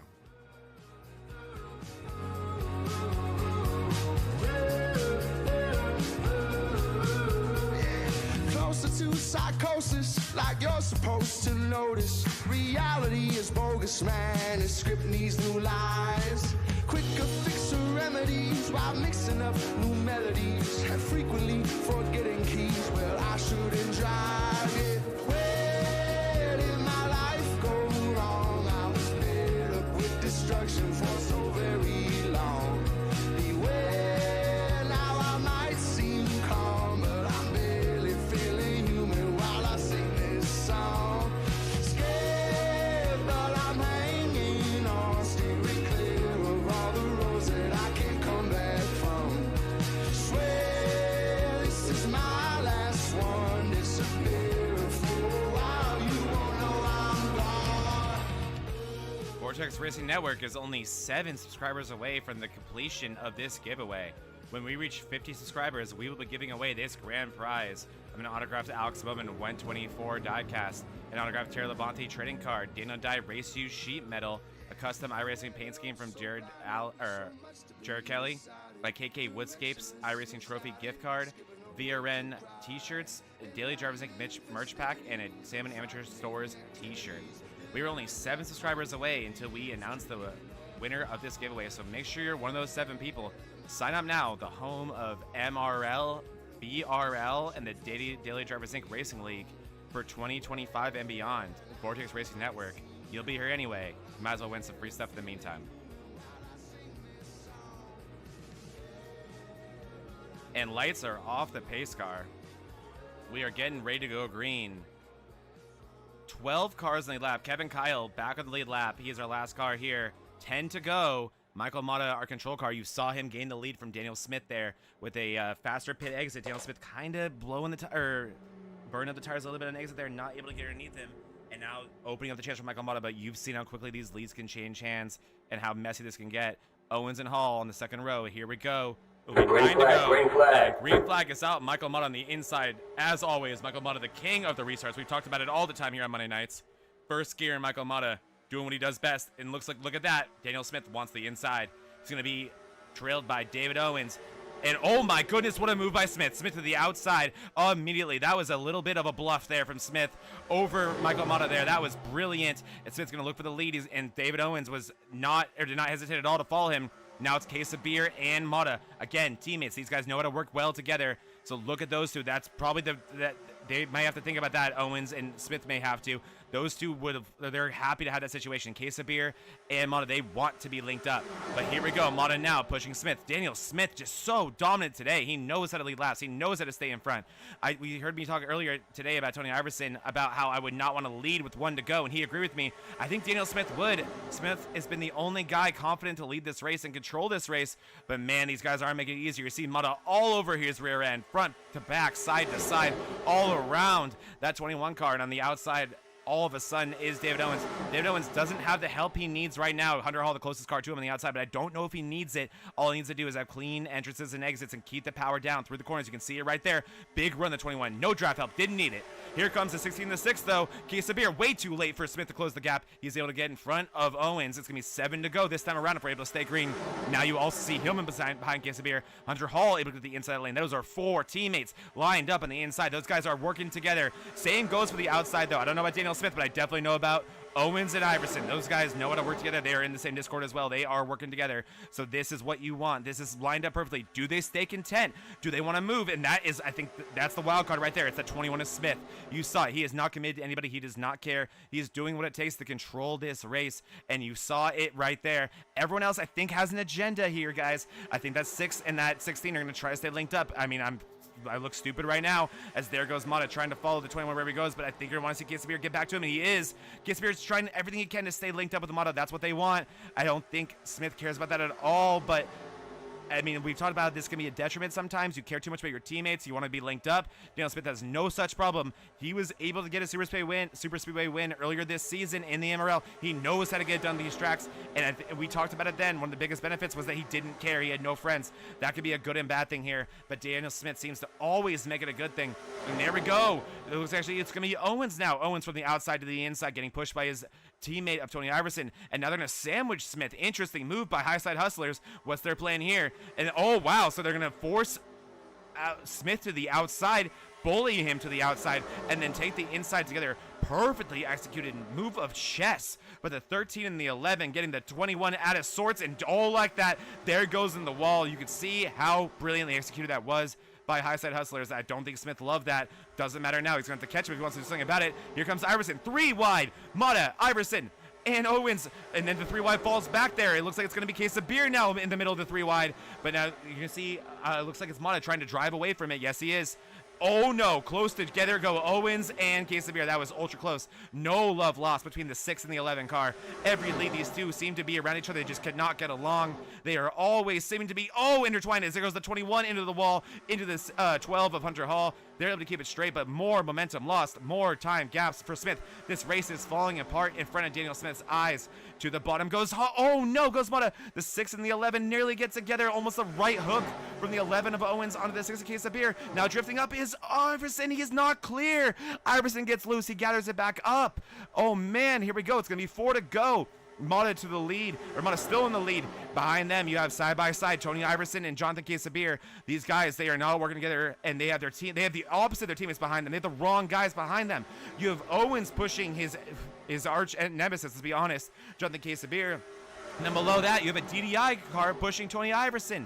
No love. Oh no! Into the wall goes Mata. Into the wall goes Casabir. This is absolute mayhem, and the best man of it all is going to be Tony Iverson, but looking to take advantage of that is going to be Alex Hillman, as is, look who's back, Daniel Smith. It's going to be 3 to go this time around. Mata somehow gathers it back up. He's going to lean into Alex Hillman. They touch Alex Hillman all the way up into the wall. Hillman loses momentum. He's going to slap the wall multiple times, trying to come back down and destroy the rest of the field. Now here we go, single file. Iverson pushed to the outside. Daniel Smith to the inside of Iverson. Outside of them, it's going to be the 16 of Michael Mata. Michael Mata looked like it was over him there with that massive wall hit out of 1 and 2, but he gathered it back up, and he was already there to put the fight to them in 3 and 4. 3 laps to go. The guys who have been up front all day battling for the win. Can they keep it green? Who will survive? Who will keep it as clear as I can? Oh, not Alex Hillman. Alex Hillman loose on exit. Almost hits the wall all the way down the track. Gathers back up, but that can't happen. That cannot happen if you're in these cars here in this top 6. You need to be seamless here. You see Hunter Hall, I think, trying to be the Kyle Busch of an Auto Club situation, being like, you guys hit, and I will pick up the scraps. Doing a great job there is Hunter Hall. Here we go. It's going to be 2 to go this time. If we make it to the white flag, the next flag will end it. This is one of the most important laps of the race. If you want to go for it, if you want to do something crazy, now is the time. It's not lap 1. It's not with 1 to go. Here we go. It's going to be Smith, Casabir, Owens, Iverson, Mata, Hall, Hillman. Hillman too far back to do anything now, but anyone back, Hunter Hall, can do something about this. Looks like Casabir wants to bite his time right now. His teammate of Michael Mata is all the way back to 5th place. Behind him is Owens and Iverson. They're going to try to work together, but Owens gets loose on an exit, loses his track position. He's going to be able to get behind his teammate. Oh no, he's not. Mata takes the spot. So now it's Mata in 4th place. 3rd place belonging to Iverson, but 1st and 2nd still Casabir and Daniel Smith. It's going to be 1 to go if they can get to the white flag this time. Daniel Smith trying to open up as much as he can. We've seen the outside better and corner exit. Will it matter here? Hunter Hall into the wall on exit. He gets loose. He gathers back up. It's now a group of 5. It's going to be the white flag. It's going to be the next flag. Ends it, I believe, ladies and gentlemen. And it's going to be Daniel Smith leading them to it. Daniel Smith only has to get it around 2 more sets of corners, and oh my goodness, already it's Iverson and Casabir getting into it. Behind them is Mata. Owens behind Mata. These guys are battling, and that's the best possible sight that Daniel Smith could ever see. Oh, he's just begging these guys to not figure it out. But look at this. They have a big run, huge run. What will Iverson do with it? Iverson to the outside. It's going to be Iverson and Smith out side by side. Huge push by Quesabir. He's likely going to push Smith into the corner. He does, trying to get Smith loose. Oh, man, Iverson gets tight. He's in the wall. Iverson back into the wall. Smith doing a brilliant job through 3 and 4, and I think that's going to be all she wrote. Daniel Smith, I've said it all day. He had the fastest car. Will Jonathan Quesabir have anything? He's going to have a run. He may try to go the outside, the inside. It could be a photo finish. It's going to be a photo finish. And oh my gosh, Jonathan Quesabir wins it at the last possible second. Jonathan Quesabir gets it done. I can't believe it. I cannot believe it. Spinning, 360ing, hoping to not hit 17 in the incident limit. Jonathan Quesabir, the master. Oh my goodness, and he may be too dead to be in the interview with us. I don't think he'll care. Wow. The Daily Driver Zinc, Michael Mata team, driver of Jonathan Quesabir, the super speedway specialist by 0.00. I don't even know how close it was, guys. You're gonna have to see my ugly interface because I gotta know how close it was. 0.000. Oh my god, 9, ladies and gentlemen. Wow, unbelievable finish. And we just did that for trophies, for no reason, just to put on a show. Jonathan Quesabir wins it at Talladega in the Talladega Nights, the first ever, hopefully first annual Talladega Nights 187. What a show, what a finish, what a winner.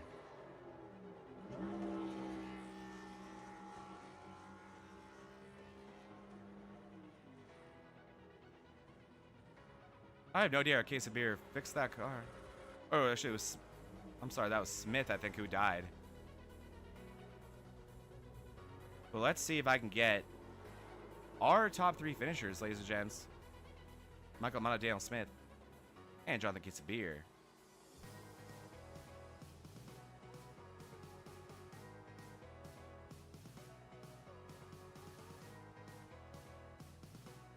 Michael Mata, we got you, bud? Yes, sir. Oh my gosh. Wow. Okay, so let's okay, where do we start? Oh my god. First of all, I guess, like, while I think of my questions to ask you, what was today like from the seat of Michael Mata? This is so much fun. These cars are so much fun. I love this car. You can do some tire saving. If there's anyone near you, the car feels awful. I can't believe I pushed Quesabir there. That was awesome. That was so awesome. It was so awesome. I told him going into the driveway, I'm not lifting. I don't care how loose you get. I am not lifting. And you did not, my friend. No. Oh my god, what a finish, man. I was going on my whole, like, Rick Allen spiel about Daniel Smith. You know how Rick Allen likes to be like, oh, you started driving when he was 12, blah, blah, blah. I was doing that, and I was like, wait a minute.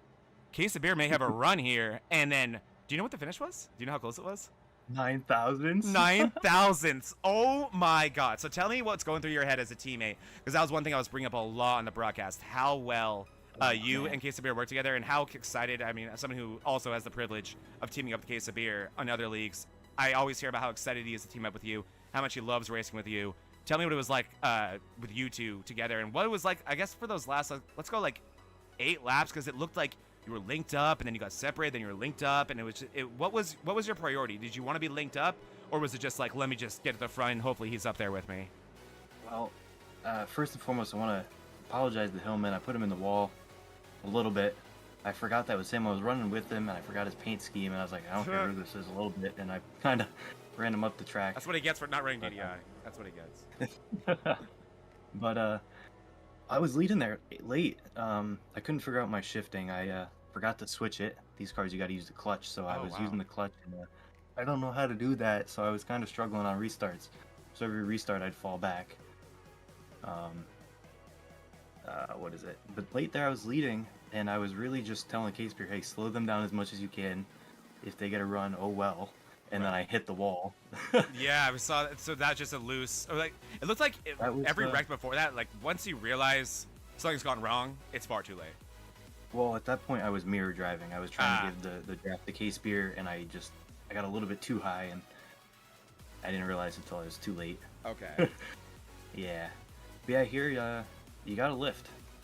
I know a lot of guys haven't run this car or whatever, but corner entry you want to lift, and you can do little blips through the corner to make it drift back down, but that corner exit comes up so fast here. It was insane, Mata. Like, so I'll tell you this. I had to buy this car to broadcast this race, so that will tell you how much experience I have in this car. And so I'm watching the first run, right? And I'm like, okay, the runs look insane, but this car looks pretty difficult to drive. So I bring Owens into the booth. He kind of explains to me a couple things. And then I decided to go on board with you, Owens, and Iverson in the next run, and nothing could have prepared me for the amount of off-throttle time at Talladega. My jaw was on the floor. We had the one before the last caution, we had a long run. I mean, what was it, like maybe like 15 laps? Yeah. And tire saving was coming into play. It just started coming into play. I was saving a little bit, and I was catching the leaders, because the thing is, draft matters here. When everyone's equal tires, it's a lot of back and forth, but when tires wear out, there's a lot less of those runs. Okay. Because we were single file at that point, and it was 3 of us, and it was tires were starting to become a problem, so they would drift up and I would be able to stay on the bottom and just have so much more speed. But we never really got that long run I was hoping for. No, and then I think we got at the end, and by then everyone was going for it, so it didn't feel like a long run, you know what I mean? Like, it was just a longer run that was crazy. But dude, that was a show. To me, it was you, Smith, and Case of Beer were the 3 cars to watch. And I will say too, with the short notice that everyone had, I think you win best looking car of the race, because that black and teal goes hard, my friend. I love it. Doesn't it? You never, oh my god, it's a color combo that never misses. These cars you can paint the inside too. Yeah, so that too. That in there. A lot of people don't know that. Yeah, look at that freaking teal roll cage. Chef's kiss, love it. Oh yeah. So sick. Amazing to have you back, Michael Mata. Amazing to have you whenever but thank you for this. Thank you for showing up for this exhibition. Always great to have you. And you were one of the guys when you think of a weird track and a weird car combo that is going to stick out, and you did not disappoint today. So amazing job. You were so much fun to watch today, man. Hope you enjoy the broadcast. First one on VRN, and hope to have you in several future races. Anyone you want to give a shout out to? I mean, I got a shout out. The teammates, Case Beer, Hillman ran with us. Hunter Hall joined about halfway through after, after he was on the stream there. But it was fun racing with them. I mean, it doesn't get any more fun. Super Speedways, MC Motorsports, it's just a match made in heaven. It clearly is. It's actually how he founded the team. I wrecked Case Beer at Daytona, and he was like, "Hey, you wanna start a team?" So I told him I like being at the front. He said, "You don't have to crash me." So then we started a team, and it has been so successful. Like any great love story, built out of a wreck. Yep. So I can't be grateful enough for the team. But yeah. Well, thank you so much, Michael Mata. Always a pleasure getting to talk with you and hang out with you, man. And thanks for putting on a show today. That was awesome, my friend. Thanks for the broadcast, too. Oh, of course, man. Of course. All right, so next up, Daniel Plant Smith. And I feel like every time I get to talk to this guy, I feel bad. Daniel, we got you, buddy? No. I know. I literally just said on the broadcast, I was like, I feel like every time I get to talk to Daniel, I feel bad about it. Because, my goodness, that 21 car was stupid fast today. You looked like the only guy comfortable to lead. Well, first of all, let me ask you this. How long have you, or how many 87 races do you have underneath your belt? Because, my God, you knew what you were doing out there. I don't know, maybe like 10. So, just talent? I wouldn't say a talent, it just Just drive. DFS, boy. Just send it, man. Amazing racing all day, Daniel. You were in a lot of incidents. I don't think I can put any of them on you, really. But you've never let it affect your aggression. And take me through that, because you really did seem so comfortable making the big moves. And not just that, I talked to Iverson before one of the later restarts, and we both agreed that if I was out there, I would not want to be leading on the white flag. And about with like 5 to go, I was like, I think the only person that doesn't apply to is Daniel Smith. So what were you able to find that made you so quick up front? I mean, I guess it just comes down to confidence of how late tracks usually run and how to manipulate the draft and all that good stuff, and as well as still being able to save your tires. I know a lot of times I'll be on the apron. That's just to get my rear just to slide just a little bit, so that way I'm not killing my right front. Just simple things with that, but mainly just confidence, being comfortable, and just having a blast. My whole goal for this whole thing was just to get into a wreck so I can go flying upside down. You did it. Didn't happen until the end. It was a little baby roll, but hey. Hey, let's go on camera, my friend. Yeah, it's still a roll. It counts. Oh, it counts for sure. Nah, it was fun. I had a blast, and the last lap just was sending it. Wish I didn't get loose like I did on the tri-oval coming to the line like I did, and I feel like I would have been able to put up a little bit better of a block. But once I got loose, it was like, well, might as well just try to side draft and pray. Came up a little short. Such a bizarre finish. I'm not sure if you heard, but I like when you came at it, or you entered 3, and oh my goodness, gorgeous line. You planted it in the bottom, and I could tell you're gonna drift up, and I was like, I think he's got it. And so I started giving you the little Rick Allen, like, oh, you blah blah blah. And then all of a sudden, I'm like, wait a minute, what is that 6 car doing? And all hell broke loose. So yeah, take me what was going through your mind for the last 4 corners of that race. I mean, I knew that homie was gonna make a move, and figured, hey, I got a block on the back stretch. Was able to pull that off, and then at that point, knew that another run was going to eventually come around the tri-oval area, because that's where you would get your speed all round up. And everything was good, and then hit the tri-oval and got a little loose and was like, oh well, that's it. Just hope they decide to go bottom, but they went up top, and it was like, it's too late to make that move now. If I do, we're just all gonna crash, which, I mean, it wouldn't have mattered if it did or didn't, but not that type of driver. So it's like, well, try to put on a good finish. And you did, man. 0.0009. Oh my goodness. It sucks to be in the wrong end of it, but you were part of an all-time great finish. And hey, the first race ever on BRN, so you couldn't have given us a better treat. Thank you for that. And also, yeah, I mean, you're gonna be back on Mondays. You're gonna be a championship contender, so I think it's a great move to, not do what I think a lot of other people would have done there, because that stuff, who knows if that carries over to a Cup Series race. But amazing job today, dude. You put on a show. I had you pegged to win for the entire, I'd say, second half of the race. You were just unbelievable up front, and that gorgeous 21 car. You never failed to deliver on those either. Always a pleasure, and thank you for showing up for this exhibition. It was so awesome to watch you, man. Anyone you want to give a shout to? Of course, Coors Light for the night. We're gonna get drunk, baby, as always. Yes, sir. Obviously, Team Delusional and the boys back in the Discord, which they didn't show up for this race. Hey, no, not judging these what it is, but I still love y'all, brothers. Thank you for the broadcast and y'all putting on this good race. Had a lot of fun and can't wait to do it again. Thank you so much, Daniel, man. I will talk to you next week, dude. Yeah, sound good. Take care, brother. Oh, show. That man deserves a cold one. But speaking of someone who really, he doesn't deserve a cold one. He deserves a whole damn case of beer. Jonathan, case of beer. I got you, man. Yes, you do. Oh my goodness, teammate. What just happened?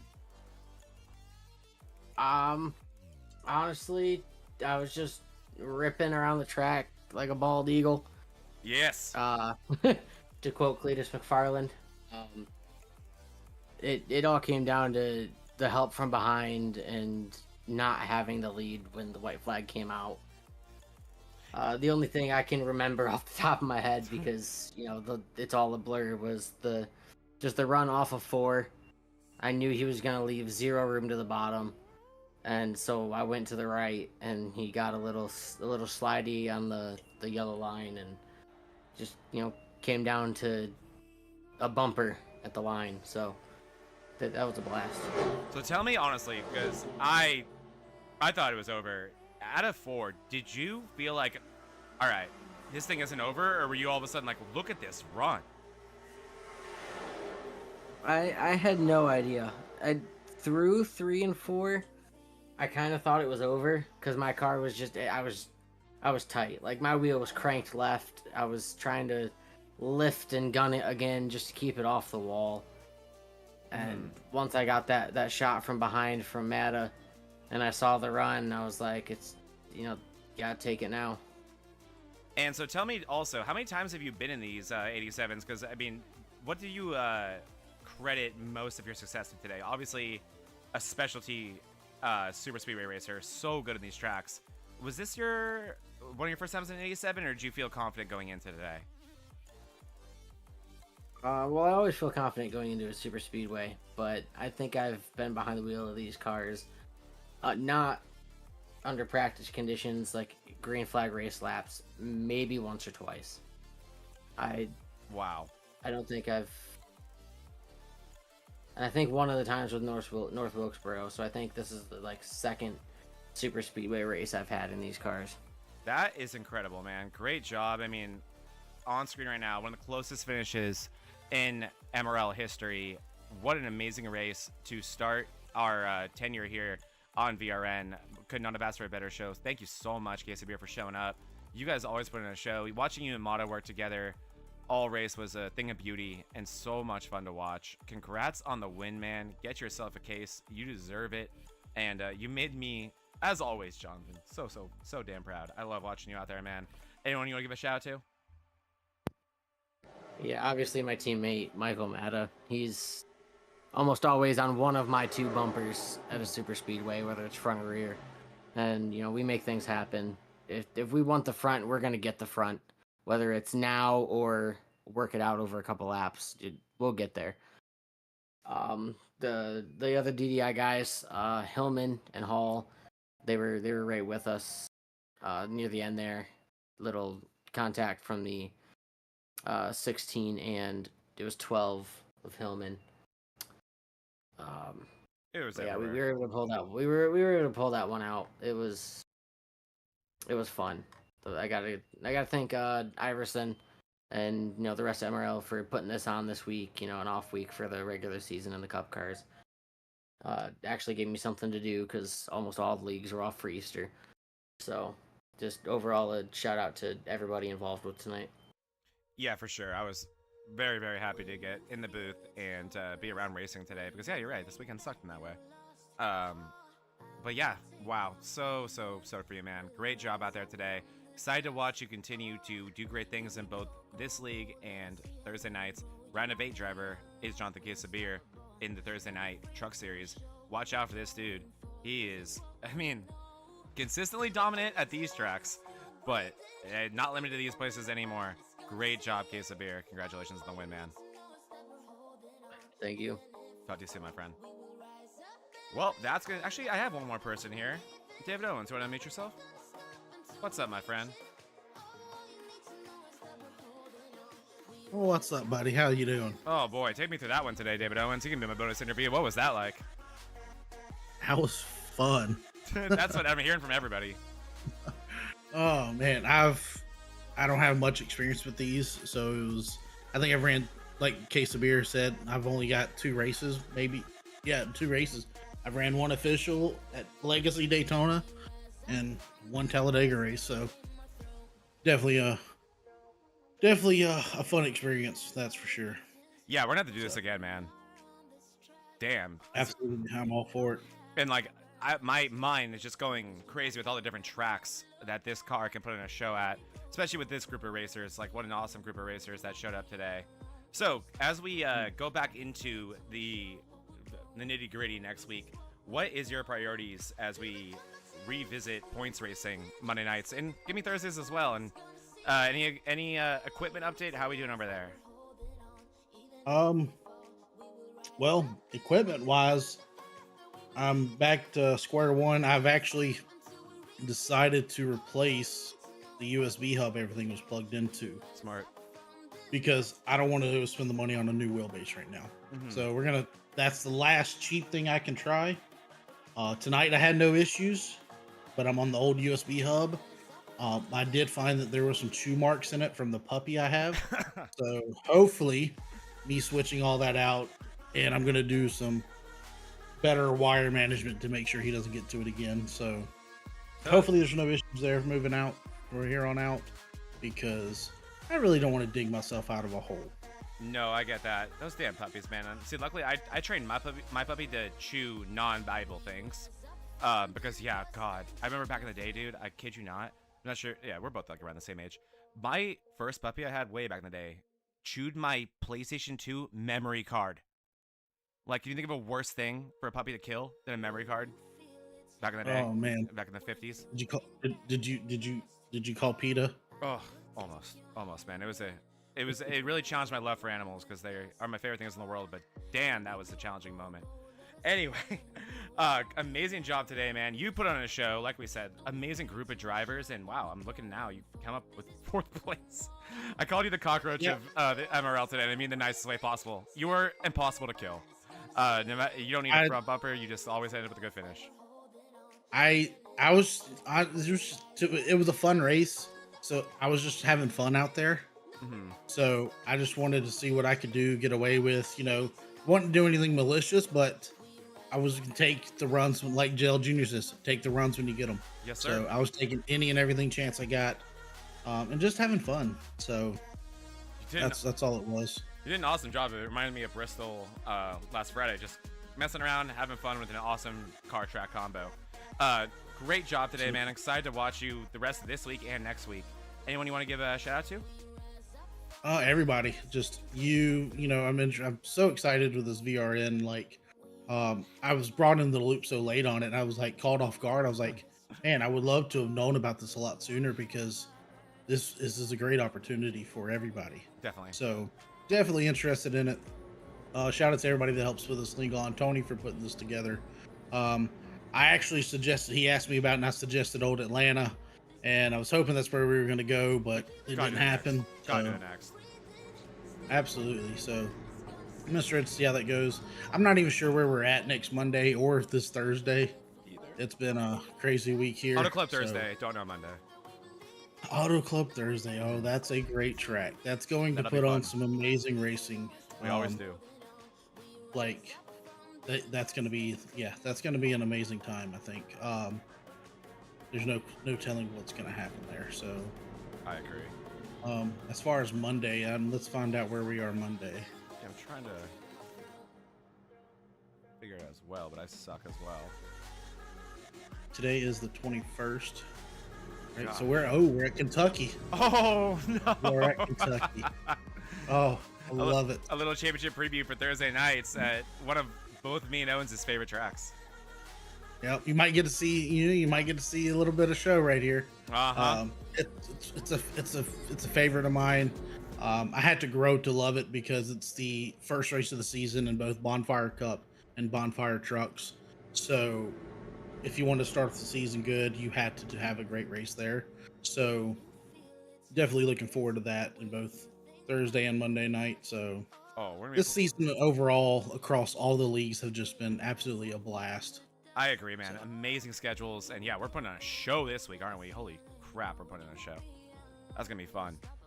Well, absolutely. Hey, and we're tied in playoff points in the next round. Oh, yeah. Yep. I think this is the first time that I don't have an advantage going into a playoff round. Let's try to keep it that way. So, hey, look, as long as we both make it to the Final Four, that's what I'm up for. Yep. Hope to see you, Kentucky, man. That's gonna be a fun one. Absolutely, sure is. So, well, thank you so much, Owens. Have a great rest of your night, man, and thank you for showing up and putting on a freaking show tonight. Great job. Oh, absolutely. You have a good night. You as well, man. All right, ladies and gentlemen, that is gonna do it for tonight. What an awesome exhibition race. And again, like we heard David Owens say there, huge shout out to Tony Iverson in the 13 car today for coming up with this idea, not being satisfied taking a week off and wanting to come out here and put a race together. I wanted to have Iverson in the booth with us, but I think he may have called it a night. But nonetheless, amazing race. So proud to have had this as the debut race for VRN here on this awesome network that we're going to be bringing all of MRL, BRL, and the Daily Drivers Inc. Racing League to next season, Monday nights, Wednesday, Thursday, I believe Friday with some ARCA racing, and Sunday with BRL will all be here on the VRN. like Owen said, it came together kind of quick, and I do apologize for him learning far later than an admin like him should have. But it was all for the right reasons, and we're so excited to show you guys what we have planned and how much we can elevate all 3 of these leagues and even more leagues that will be involved here on the Vortex Racing Network. I cannot thank you all enough for joining us for our first ever VRN broadcast of a live iRacing event.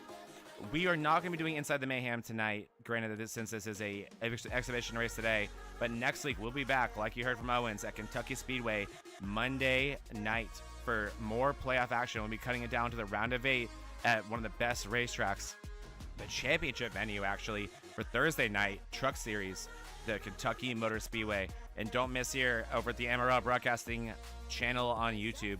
Check Thursday night. They'll be over at Auto Club. They are also going to be beginning their round of 8. David Owens, Zach Panzarella, Dalton Geyer, Jonathan Quesabeer, tonight's winner, and several others, including Joel Volpis, AJ Benesh, many familiar names racing for a championship over there. And Monday nights, as always, putting on a show. And you guys know just how intense it's going to be. Here is the playoff situation going into next Monday. Owens will be leading the way with Bollinger behind him, Iverson third, and Bolander fourth. And we'll be cutting down to just 8 people with Jose Medina last making it in the round of 8. Thank you all so much for joining us for this exhibition here on the Vortex Racing Network. Do not forget to sign up for our giveaway. There you guys go right there. Subscribe to this channel that you're on right here. You don't even need the QR code now that I think about it. You're already here. Subscribe to us so we can launch this giveaway, give away these prizes, and start our 100 subscriber giveaway. And make sure to sign up for the Daily Drivers Inc. Racing League. They'll be launching in June, but our first exhibition race will be May 7th. All of that on the Vortex Racing Network. But we'll be back on the MRL Broadcasting Network, or Broadcasting channel over on YouTube next week to finish out this MRL Monday Night Mayhem Cup Series and get started with a round of 8 and down to 4, and then crown yet another champion in this incredible league. Congratulations to Jonathan Quesabeer. Congratulations to all the drivers who showed up today and put on a show, and thank you to all of them, and thank you to all of you for joining us for this awesome broadcast and the debut VRN live iRacing broadcast. We will see you guys all later this week on MRL Broadcasting and next week for this same very league. Until then, thank you all for joining us, and I will see you